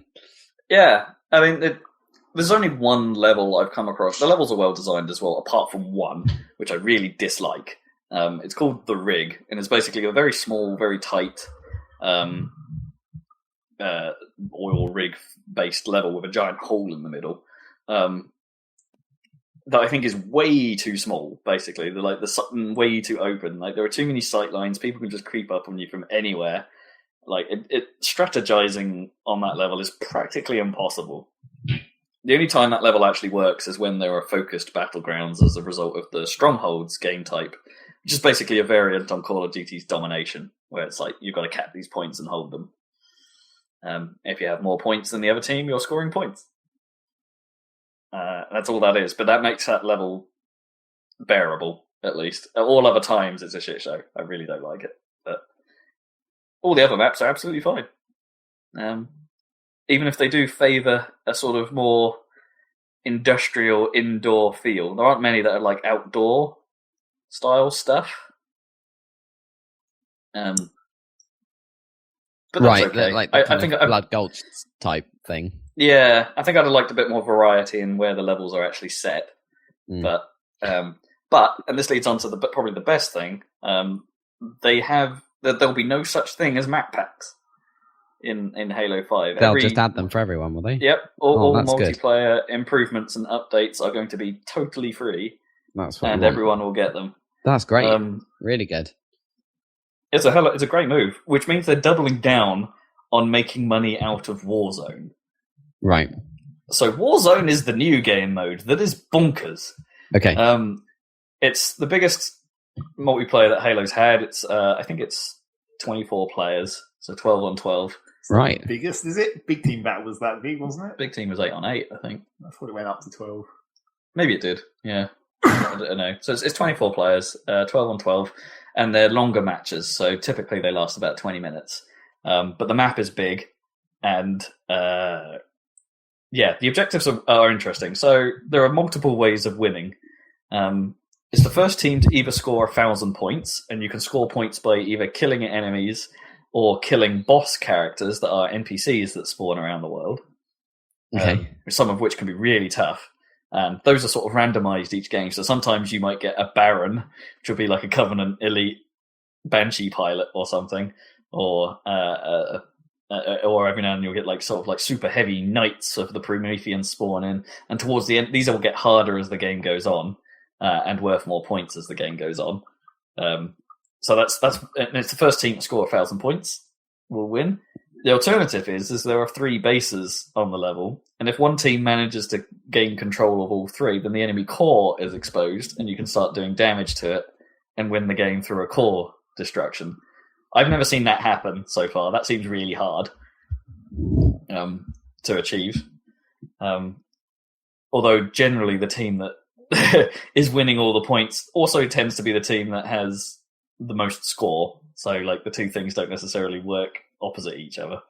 But it does. Those two different approaches does mean you can carve perhaps a role for yourself in this mode, being all like, oh, okay, I want to go kill the NPCs and score points that way, rather than getting involved too much in the base combat. Right. So where the money aspect comes in, like I said before, is that one of the things Halo now has is the idea of requisitions, and this basically plays out like a collectible card game. So over time, you end up earning a currency, which you can then use to open packs. Those packs will mostly contain weapon drops and stuff like that, which you can then call into play during Warzone. So when you spawn, you basically say, oh, I've got access to level 3, and my energy meter is currently high enough to allow me to pay for that. I'll spawn in a railgun this life. Okay. Which burns one of your cards in your deck, which is infinite size. You don't have to pick what cards you're bringing to the battle beforehand. It burns one of your cards, burns your energy, so you can't use another one immediately. You have to build up some energy for the next time you pull in a card. Right. And then you get it for that life. But you could die instantly or something. You could die instantly and lose it. Your weapon gets dropped on the field, so your enemy could then pick it up and use it against you. Oh no.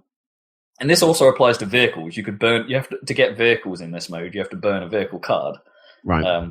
And that could be anything from the super cheap mongooses all the way up to the mega expensive tanks, which are only available at the end of the game. Right. So it creates a weird...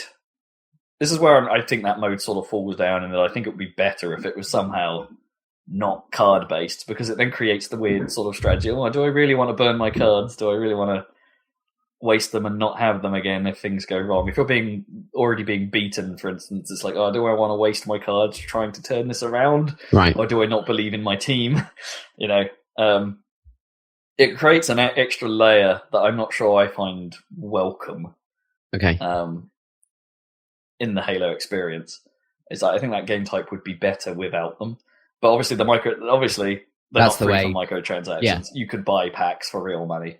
Honestly, I don't think they're worth it. Like, not even remotely worth it from the stuff you get in them.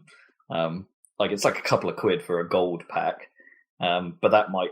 And those are guaranteed to contain 2 permanent unlocks, but those permanent unlocks could be anything from a new emblem for your gamer card or whatever during the matches, up to variants of weapons or just weapon skins or a new helmet, say. Or maybe it will be the ability to... You have to earn, I forget what they call it.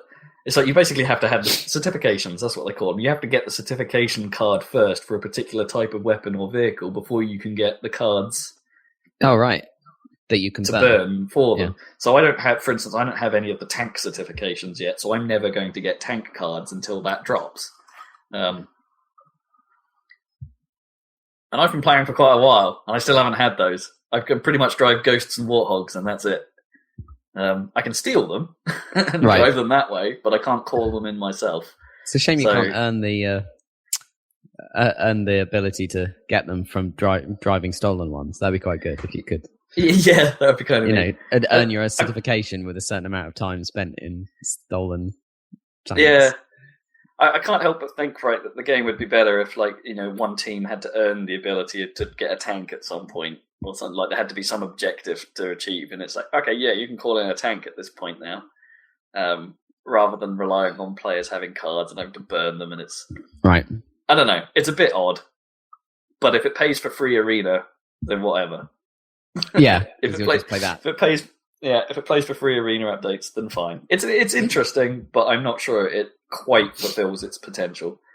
It'd be interesting to see where they go with it, because they've already said that Warzone is going to get updates as well. They're going to add new maps and new stuff, and yeah. In some ways, it's the most Halo the multiplayer could be, but because it's got a bit of everything, and they're big environments, they're outdoors. But in some aspects, it's somewhat ruined by its structure. Can see that. But yeah, so Halo 5, big fan. Yeah, it was worth the hype. The hype is real. But you can't play through it in co-op in split screen with Zach. Yeah, that is going to ruin its longevity with us. Like the number of times Zach and I have gone back and played old Halo games now is frankly ridiculous. Well, at least twice. Yeah, exactly.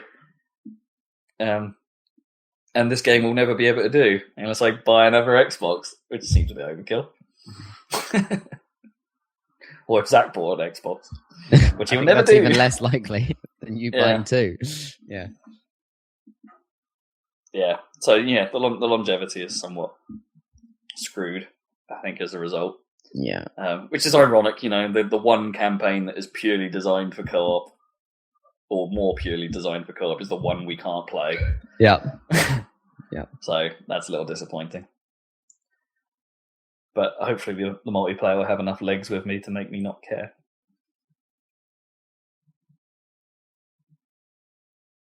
So yeah. Or maybe they'll do another re-release later. It's like, oh yeah, we added split screen. That would be good. That would be good. Yeah, it's unlikely. 10 years down the line, they'll add split screen. Yeah. Once we're all using Oculus Rifts instead of monitors. Record it. Well, I can tell you that the dings are, in fact, Windows 10 notifications. Okay. Sorry about your ears. And that's all. Admittedly, I've gone on for a long while, I know, but it's a big release, and that's all I've been playing. And that's Halo. So Great. I'm done. Sweet. Moving on to Zachary Burgess. Woo. What you have been... Yep. What have you playing been? Yeah. It's not December yet. You can save that for when the film actually comes out. Okay. Well, that was a start. after. Okay. Yes, it was. Dear me. There's not going to be any Yoda in it, so No, there isn't. Sadly, I hope not. Anyway. Well, I don't know. He could still be a ghost. Yeah, you could have Ghost that's Yoda. true. That's true. Ghost. Yoda. They really went a long way to ruining Yoda with the prequels and all of the cartoons and everything. Like, it's I'm basically- okay with prequel Yoda. Prequel Yoda is terrible. Oh my god. Anyway, never mind. Anyway. Around a the theory. survivors, a perimeter create. I love that. Anyway. There's a theory going around that Jar Jar Binks is actually the cause of all the evil. Yeah, That's yeah. like a classic theory as well. I love that. I only recently discovered it sort of recently. It's like It's not even a theory, though, is it? Because he literally votes for the thing in the Senate that causes the downfall of everything. Yes, Yeah. exactly. Right, yeah. It's not a theory. That's just what happened. No, but he's like the theory is like, oh, from that we can, if you go back through the prequels, it's like actually he's kind of been evil all along. It's all been a ruse. Mm. He has like Jedi jumps. Video games. Yes. So after last time's podcast, where I was trying to install Star Citizen and it didn't Oh yeah. happen, I did actually manage to get in for like an hour once I got home immediately after that podcast. Well, not immediately. The night of after that podcast. Mm. So I went in there and played the flight tutorial, which apparently, supposedly, the flight tutorial is actually quite outdated, and the person I was talking to about it was surprised that I could actually complete it. No worry.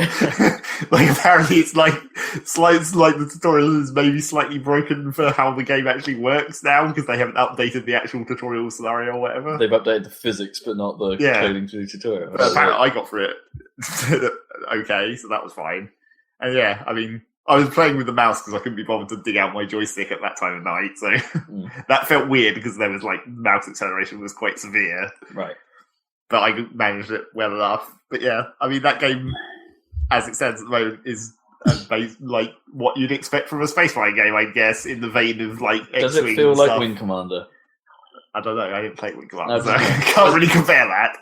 You kind of think it would because it's the same guy. Well, yeah, you kind of think. But it has all the stuff that you'd expect from, like, X-Wing and stuff. So, like, divert the power between your different systems and divert your shield strength to the different areas of your shield. Yeah, that was always a Wing Commander thing. Like, do I want my front shields? And then, like, in the tutorial, it's like your ship has two different types of guns. It has, like, projectile and plasma. And then, so that creates two different lead marks on your reticule because they fire at different speeds. Oh, yeah. That used to be my comedy loadout in Wing Commander 4, I think it was, which I used to play quite a bit of. I'd have both lasers and the weird mass driver guns fixed at the same time. And of course, they flew at wildly different rates. So yeah, your HUD then became a bit of a mess because it would put all the different gun rates on it. Luckily, it's not too complicated when it's just like two dots. Although it doesn't distinguish which dot is which. So you basically just have to fire at one of them, and if you don't hit, it's like, oh, it's the other one. Yeah, right. Which is slightly inconvenient. But the one Shouldn't it show just one for the one you've got equipped? no, because they're both active at the same time. Oh. And you just press a different fire button. Oh, interesting. Okay. That makes a bit more sense than my mass driver combo. Yes, it makes a lot more sense. Just have everything turned on. But then the one thing that it had, which I wasn't expecting, which is sort of weird in a space game, is it has G-force. So like you can black out if you pull hard maneuvers. Oh, wow. That's kind of cool.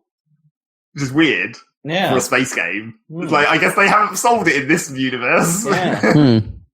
They haven't got the inertial dampeners going. Although I do wonder how that's going to work with the big ships. No G diffusers. Like where they have internal structure and they, by the looks of it, have internal gravity of some kind. Like you can walk around inside the ships. Right. So maybe it's just like the fighter, like the smaller the ship is, it can't have the artificial gravity or whatever. Makes sense. Probably. Then they have the G-force problem. Yeah. Yeah, makes sense. But yeah. And it's like, weirdly, it has like there's a system in the ship that basically locks your turn rate to prevent you from passing out. But like you can turn that off. You could override Oh, cool. it, right, for advantage, right? Yeah, so presumably it has like a safety margin. So if you turn it off, you can go into that margin, but risk actually passing out. That's kind of cool. I like the detail there. I like the stupid detail. Yeah, The sort of risk reward of it. and it also has a couple of other things which I didn't totally understand to do with like modes for your ship. Like, there's one where you can switch the thrusters to like work independently of the turning rate thrusters or something. So basically, it makes you power slide when you turn. Right. Like you turn okay, faster right, than yeah. the engines thrust you back in the direction you're facing. Sure. So it's like power sliding in space, Okay. weirdly. And then there's the one that I did understand, where there's basically a boost button that you have, where it has the dumb explanation where it scoops gases out of space, and then that's how it recharges the boost during flight. Right, So like it's like a boost bar that you can use occasionally, and then recharge. Surely you could just explain that with capacitance. Yeah, that would be the other way to do it. Yeah. But the weird thing about that boost bar is it's not like a literal boost. It doesn't boost your top speed, it boosts like your acceleration, but that applies to all your engines, including turning thrusters. So if you're holding down the boost button, you can turn faster. That's cool. Hmm. That sounds like something they're trying to do some neat, different things with just the flight combat, at least. Yeah. Is there much of a game surrounding Well, I the didn't get to mechanics? see any of that. Okay. It's just like I just did that tutorial, got through and then at the end you eject and your ship blows up, which is Hey. nice. You've already got to eject. Is it a nice explosion? I didn't really see because I was looking forwards and the ship was down there. Oh, I see. Okay. But it has like You made me want to suddenly play some Titanfall. it's probably going Just because of ejecting. it's probably going to be fine for VR because it's like when you're in the dock and you're climbing into the ship, it does the whole sequence where it's like pull the cockpit down and you push some random buttons in your in your cockpit while you're turning the ship on. Steel potato. Nice. And it has like a ladder on the side of the ship that casually folds up and stuff. Oh, cool. And like there's another ship that's not used in the tutorial. I assume it's just like the one it gave to the alpha accounts, like the free ship or whatever. Right. But it's in the dock area where you can just walk around and look at it. But you can get into it as well. And it has a weird, like, the cockpit at the front is sort of a semi-flattened sphere type arrangement of glass. And it, like, opens down the bottom. Mm. So you stand below the ship and push the button and it, like, folds downwards in front of you. And then you, like, lie down on this flat seat, so you're basically lying down facing forwards in that type of cockpit. Okay, yeah. So yeah, That's that has cool. the whole sequence where you climb onto the thing and then it flips back up into the... Oh, you mean a little bit like Banshees? Yeah, sort of like Banshees. Mm.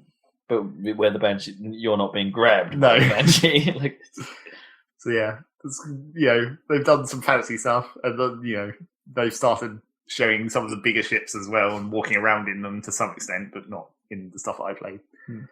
So yeah, I messed with that bit, and it was a space game, so maybe that bit works okay, but maybe that tutorial was also out of date. Who knows? Oh. Star Citizen. Yep. So there was that. We'll never see that game. No, and then I deleted that 30 gigs. 30 gigs of tutorial, yeah. Yep, 30 gigs of that one thing. What else? There was the next update for Dirt Rally happened. Oh, yeah. Modern Masters, no tracks this time, just cars, and some more physics updates for some of the cars, Oh, okay. which has made Group B even more ridiculous. Right. What, difficult or? Yeah, pretty much. Wow.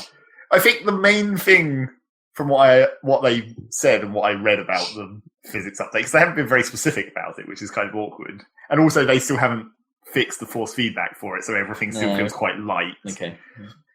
But the main thing that I think the reason why it feels light, and one of the main things they changed, is they've sort of just universally reduced downforce on all the cars.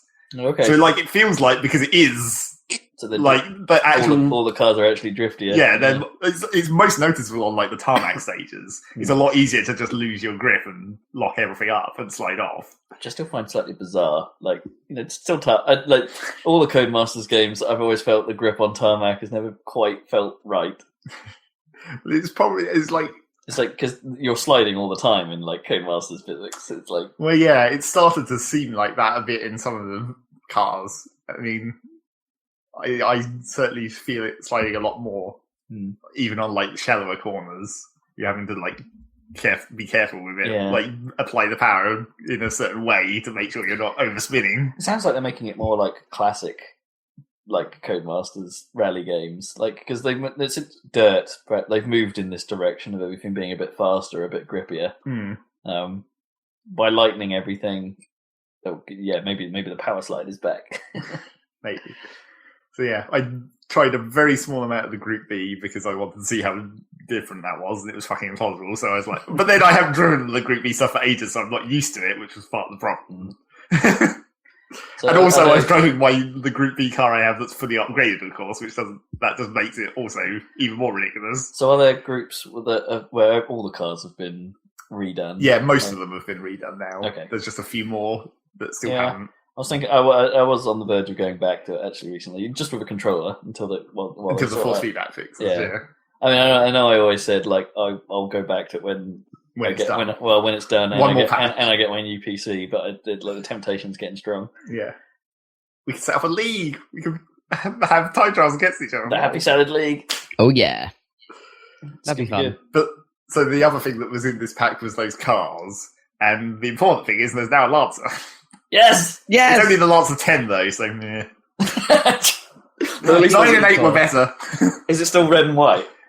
One of them is. It has the AMD branded one, so the black and red really, not white, because the 10 was when they changed that to have the black instead of white. Oh man, they need whatever that Lancer is. The Lancer 4, I think. Or the Lancer 5. Yeah, 4 or 5 might be a big 7 or 8, wasn't it? 7 or 8. Yeah, I think 7, 8, and 9 were the better ones. 10 was where it started to get kind of. The 5s are the classics, though. Yeah, but I drove it, and it's like it feels different. Yeah, I mean, it's in this separate class with I think it's in the same class as the Citroen they put in as well. It's like it's not the 2000s. It's like the middle. It's like between Group A and the 2000s, I guess. Right. Yeah. It's that weird middle period. One of the Focus. Yeah, with one of the Focuses. Yeah. So yeah, it feels distinctly heavy and kind of slow, but that's actually kind of nice because it's like more manageable, and because I think it's just easier to control the long cars anyway, like the Lancer and the Subaru. They seem to be. I mean, it's just they're fat. Yeah. Okay. That's a tip. Really tip. Drive long cars. Well, the Subaru was always easy. The first Subaru they put in the Group A, that was like weirdly easy. So yeah, I drove that, and yeah, I didn't try any of the other ones like the Citroen and stuff. I was just going back to because the trouble was in the last patch, I'd purchased. Stop dinging windows. I purchased the Ford Focus. No, was it the Focus or was it the Fiesta? I don't remember. One of them. I purchased the one they put in with the Finland update. Because it was either that or another Subaru, and I was like, well, I'll take that one. But then I had played it enough to finish upgrading that, so I was halfway through a championship and stuff, and I was like, well, fuck it, I guess I'll go back to that. Drive that around. I've nearly finished that championship. I'd set up a half-length Masters Championship, so it's only 6 stages per rally. So I did most of that, apart from Finland, which is the last one. So yeah, got that to do. Crash a lot. Probably. And is one presumably version 1's going to include soft verges everywhere then, or is I don't know. They're running out of updates? They still haven't mentioned anything about that really, because I mean, in theory, the soft verge thing is tied to the snowbanks for Sweden, which is the next patch. Yeah, but then they'd have to go back and do it all. Yeah. Right? Then if they want to report that back into the other levels, so version 1 might be the non-early access version of the game, but there's a good chance we might see updates. Well, plenty of updates. At this point, you're sort of hoping so. Yeah. Because, I mean, it makes sense that that'll be the point where things will generally be finished. Especially like the physics, that they're still tweaking. But then soft verges are part of physics, if you ask me. Well, yeah, I mean, it's still a problem. The trouble is, soft verges is different from impact physics. And they have been sort of suggesting that they might want to actually go back to the physics of the damage model, which I guess sort of includes impact damage if they have to change that. But I don't know, because soft verges is when they say soft versions, I'm thinking of the gravel piles at the side of Wales. Yeah. Like those, but not the, like, embankments. No, that makes sense. Because the embankments... They're just mud, right? Yeah, it's going to be solid. Well, sort of, but not as solid as they are. Like, there could be an opportunity to improve the physics on those. Because you know what happens is you clip them and then you just ping over. Yeah, you flip, yeah. Whereas in reality, even if it's a solid bank, you dig in and spin out into them, don't you? A little bit, yeah. But yeah, it does depend on how hard they are. Yeah. So yeah, that's still remains to be seen what they actually do with the physics for that last patch, which will be at the end of this month, presumably. Is it? Okay. Well, I mean, this last patch was at the start of this month where it was meant to be in. It's like they sort of slipped a week further into the month each time. So given they've still got stuff to do, do you reckon they'll call it a 0.95 maybe and just sort of eke this out? And like, or is one actually going to be, yeah, this is out? Yeah, I don't know. I'm thinking they might just go with one. So when is that due then? The out, do you think? The one? It's due to be at the end of this month, so probably the first week of December, theoretically. And then they'll do a campaign saying, there's a new game, buy it on Steam or something. Will they take it out of the early access and stuff? Yeah. Yeah. It'll swap to now available. It's been on the front page of Steam quite a lot just for being in the major updates box. Right. Oh, yeah, sure. Yeah, maybe that's part of it. Update, yeah. That's quite clever.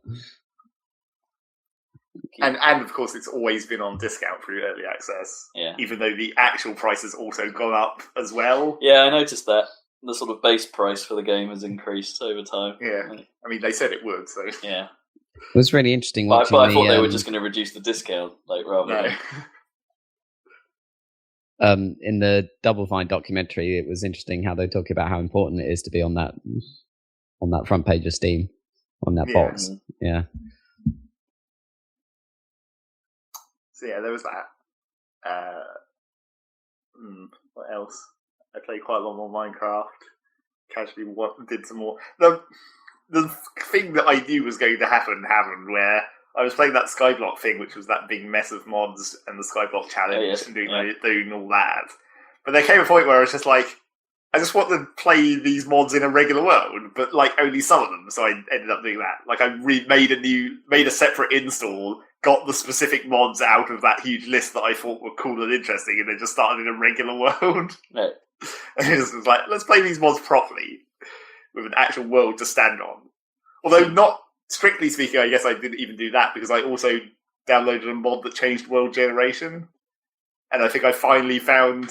I hope this mod gets updated into the current version of Minecraft at some point because it's only for this slightly older version. But it's a really awesome like terrain generation algorithm that someone made. Where it's like, thank God, finally like semi-logical worlds for Minecraft that like look less like they're generated by a random generator. Right.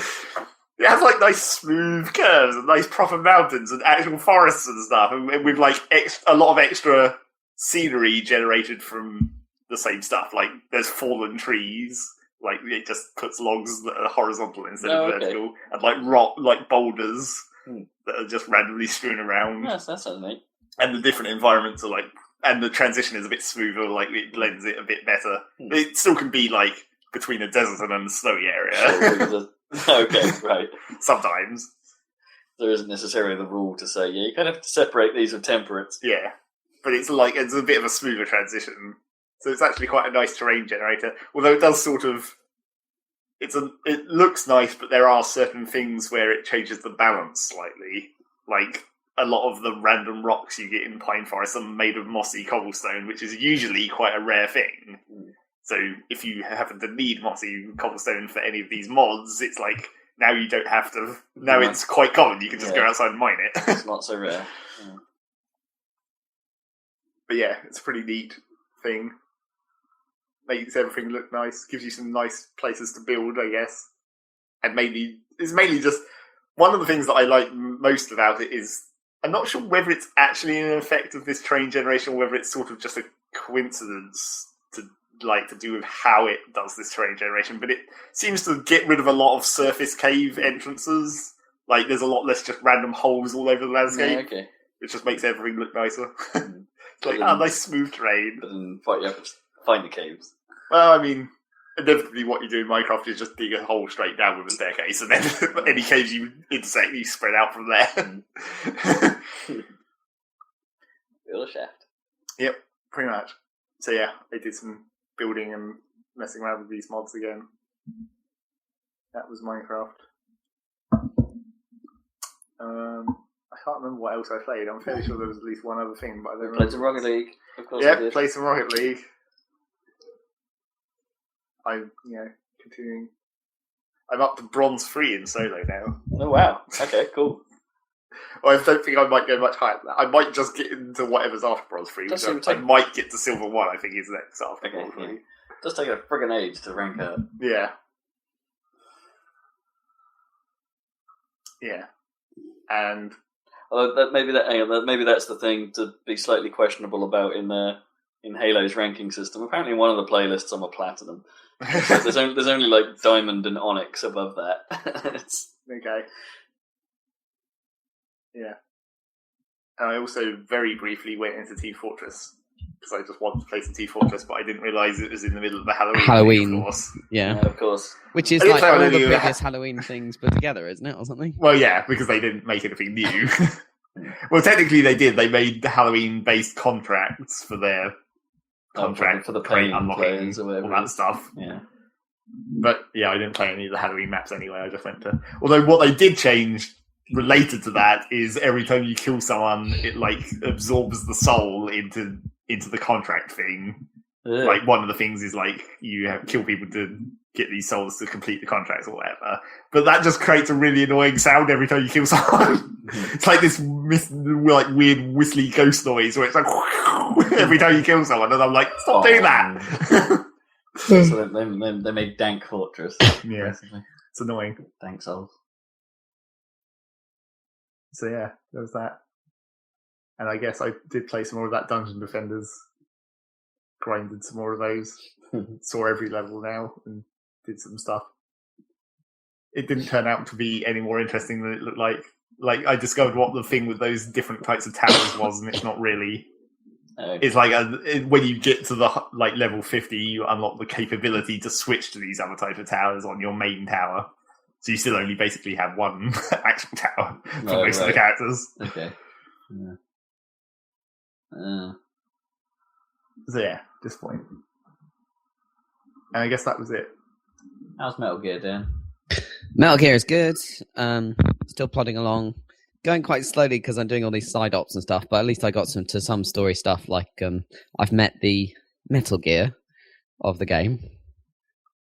There actually is one. There is, yeah. It's called. I'm kind of. I think I've seen a cutscene with it. Yeah. It's in. Surprised. Exactly, but it's got a dumb name. It's called Saladcast.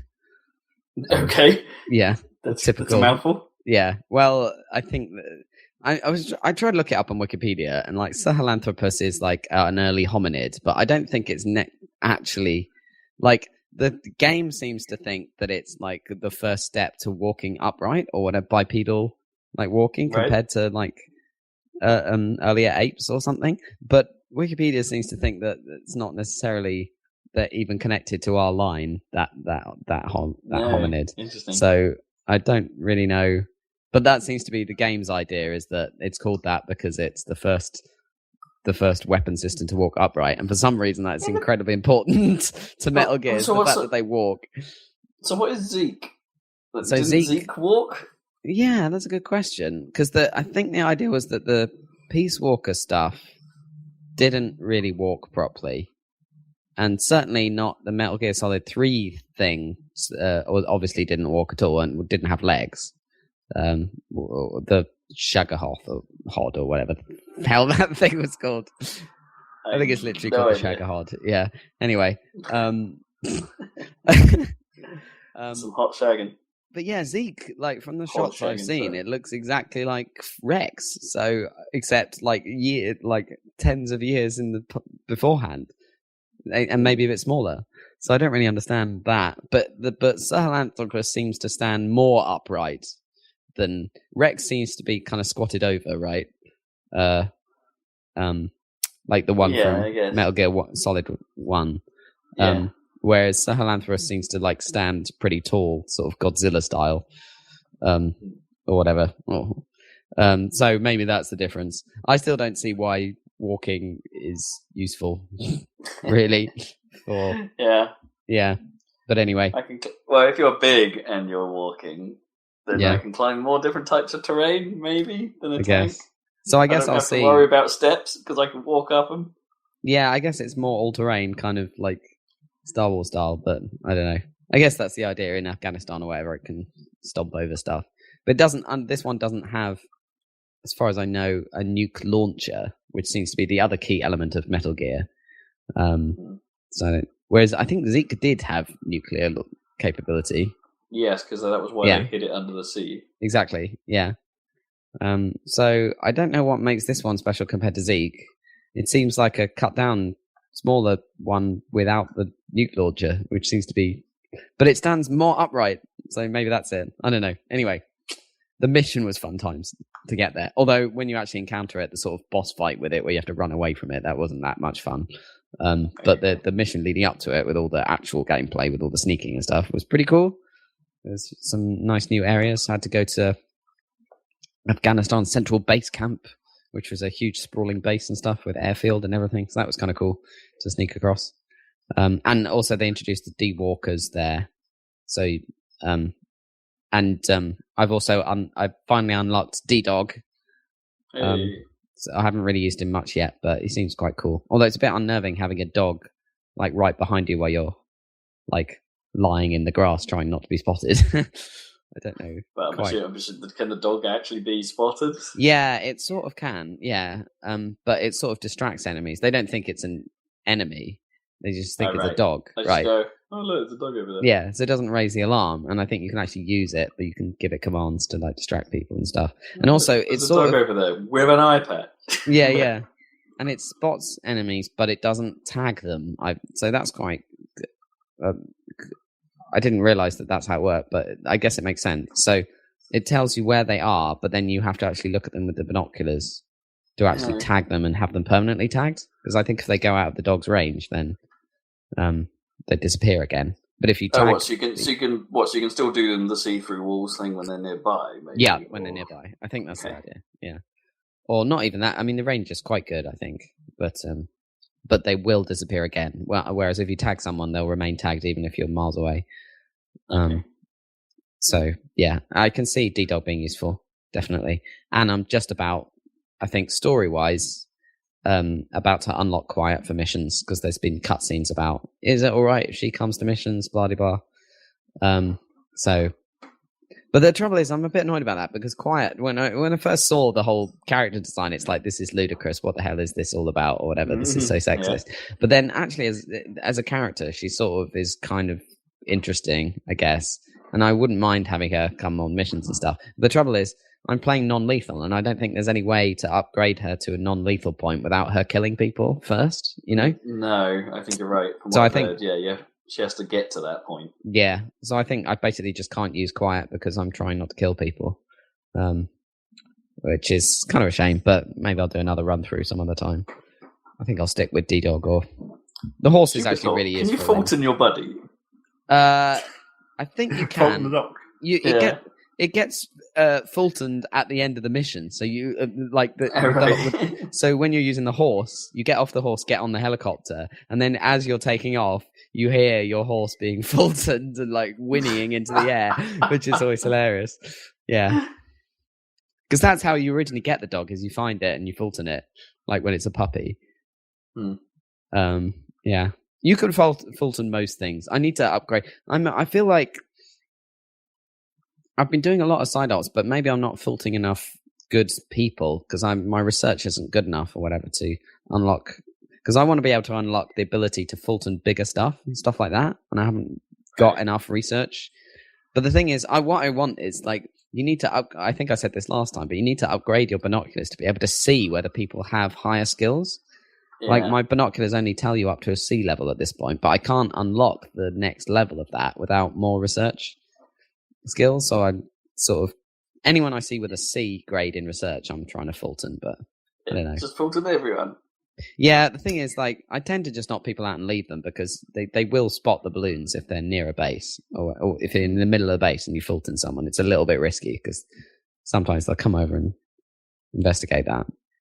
If you can only see Seagrays, does that mean no other higher ones exist, or could you just Fulton someone and have them randomly be better when you get back to base and find out?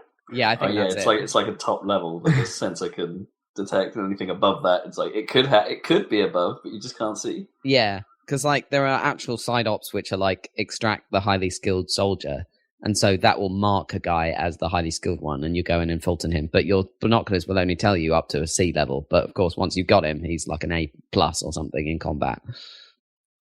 Wouldn't that just logically mean you Fulton everyone that your binoculars can't see the skills of, because they're bound to be higher than C then? No, it tells you C, even though it's really A. Yeah.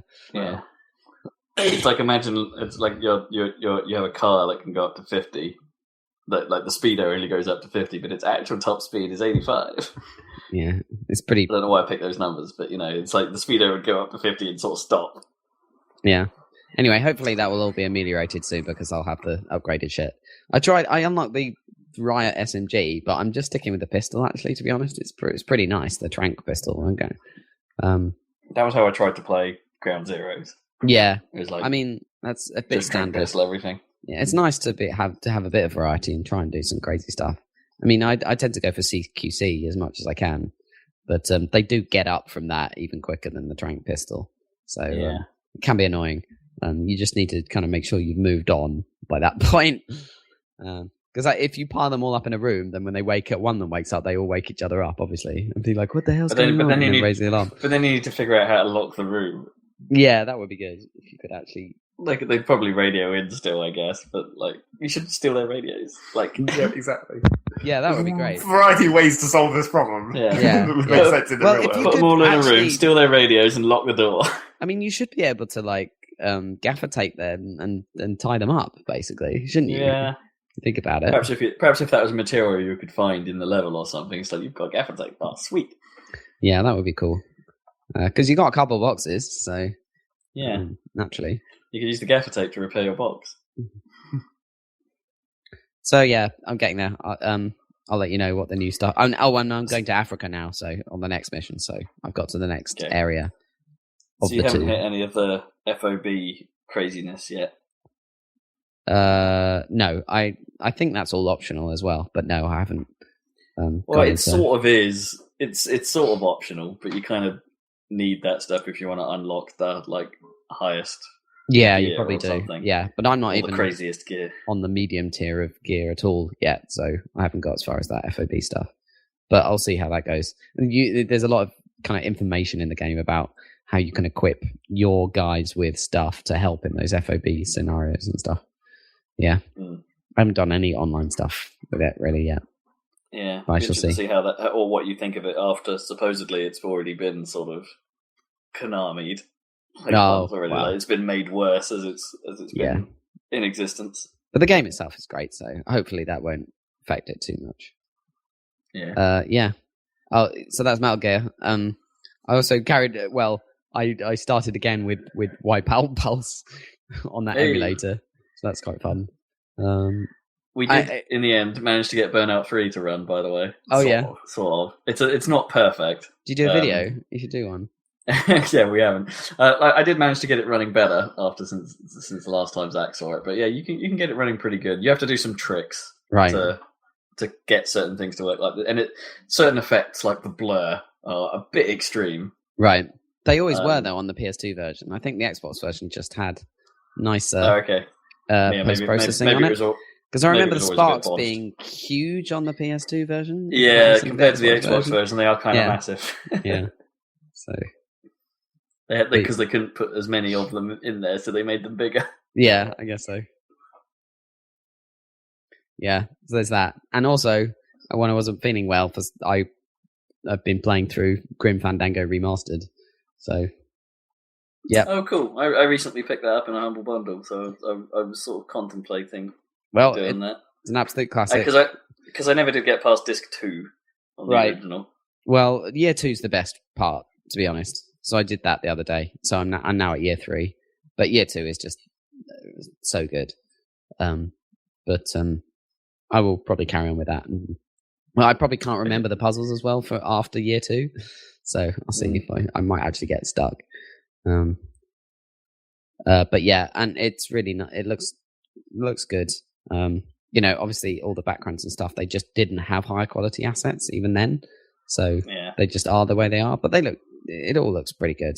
There's some bugs in it still that I remember from the original game, which is quite funny. And the weird thing about the director's commentary, I put that on, and that's really good to have.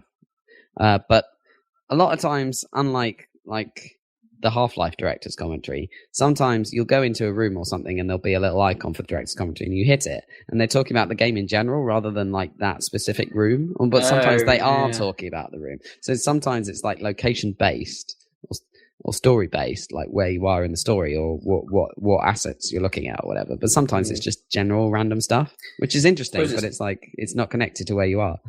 I suppose it's difficult in a way sometimes. Like if you have all this generalist discussion, like what exactly to do with it in the way that you've implemented that style of commentary, I guess. There's actually a lot more than I expected about the kind of programming and the tools and the technical side of it than I thought. I thought it would all be comments about the story and the characters and stuff. Yeah. That's kind of neat. Yeah, so that's kind of interesting to hear. Do any of the commentaries give away puzzles?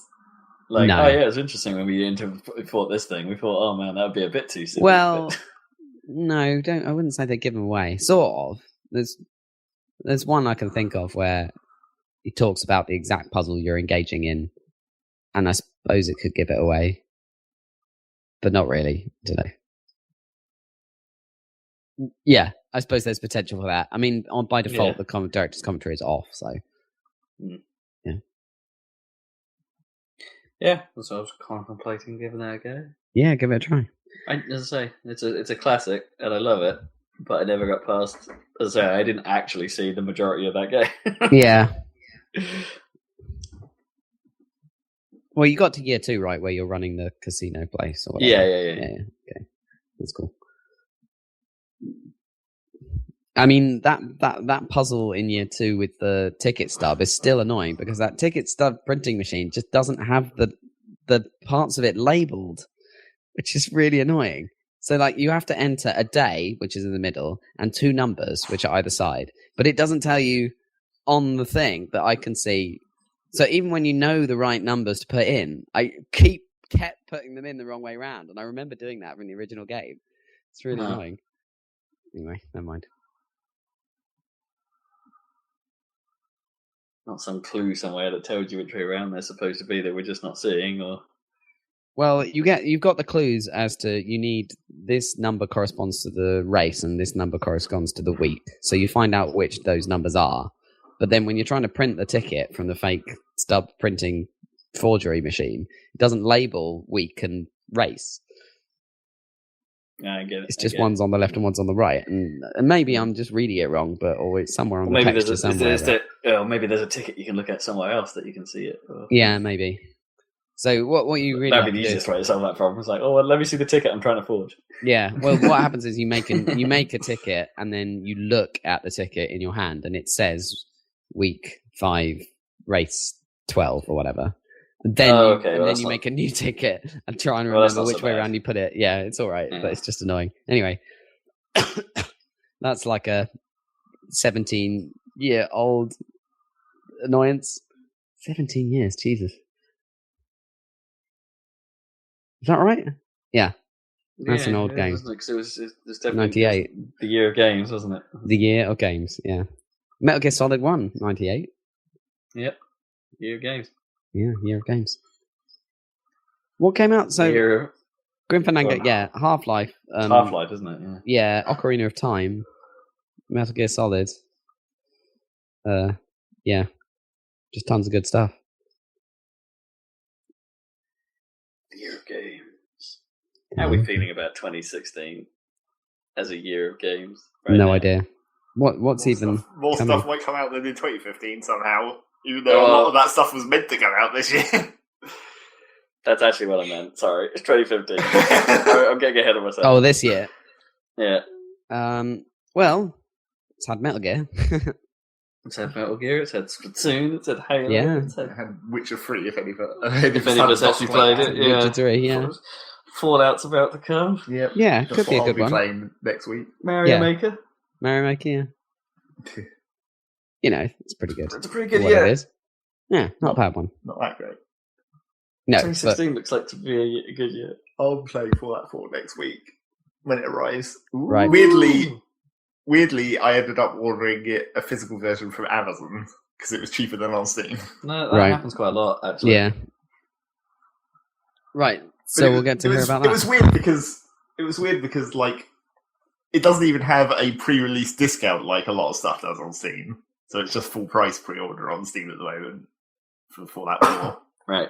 And I was like, well, I went and looked at Amazon. I was like, oh, I could just get it here for £5 cheaper, which makes it like 35 quid, so like normal game price, or what I still consider normal game price, even though that's not true any longer. Yeah. But then while I was there, I went and looked at Just Cause 3 as well, and I was like, holy shit, this is under 30 quid. Really? Yeah. Wow. It's actually only like 30 quid on Steam as well, but it's like less than 30 quid at Amazon. Hey, that So I could was like, factor into well, I this guess year I'll as pre-order well. that as well. It Just could well Cause 3. do, Yeah, could well do. Anyway, I So I think quit. how are we doing on this cast? Because I think Yeah, we can wrap it up. Yep, We can wrap cool. it up. That's pretty Okay. much it. well, catch us next time for Fallout 4. Maybe more Halo multiplayer Is that news. out in these 2 etc. weeks? 10.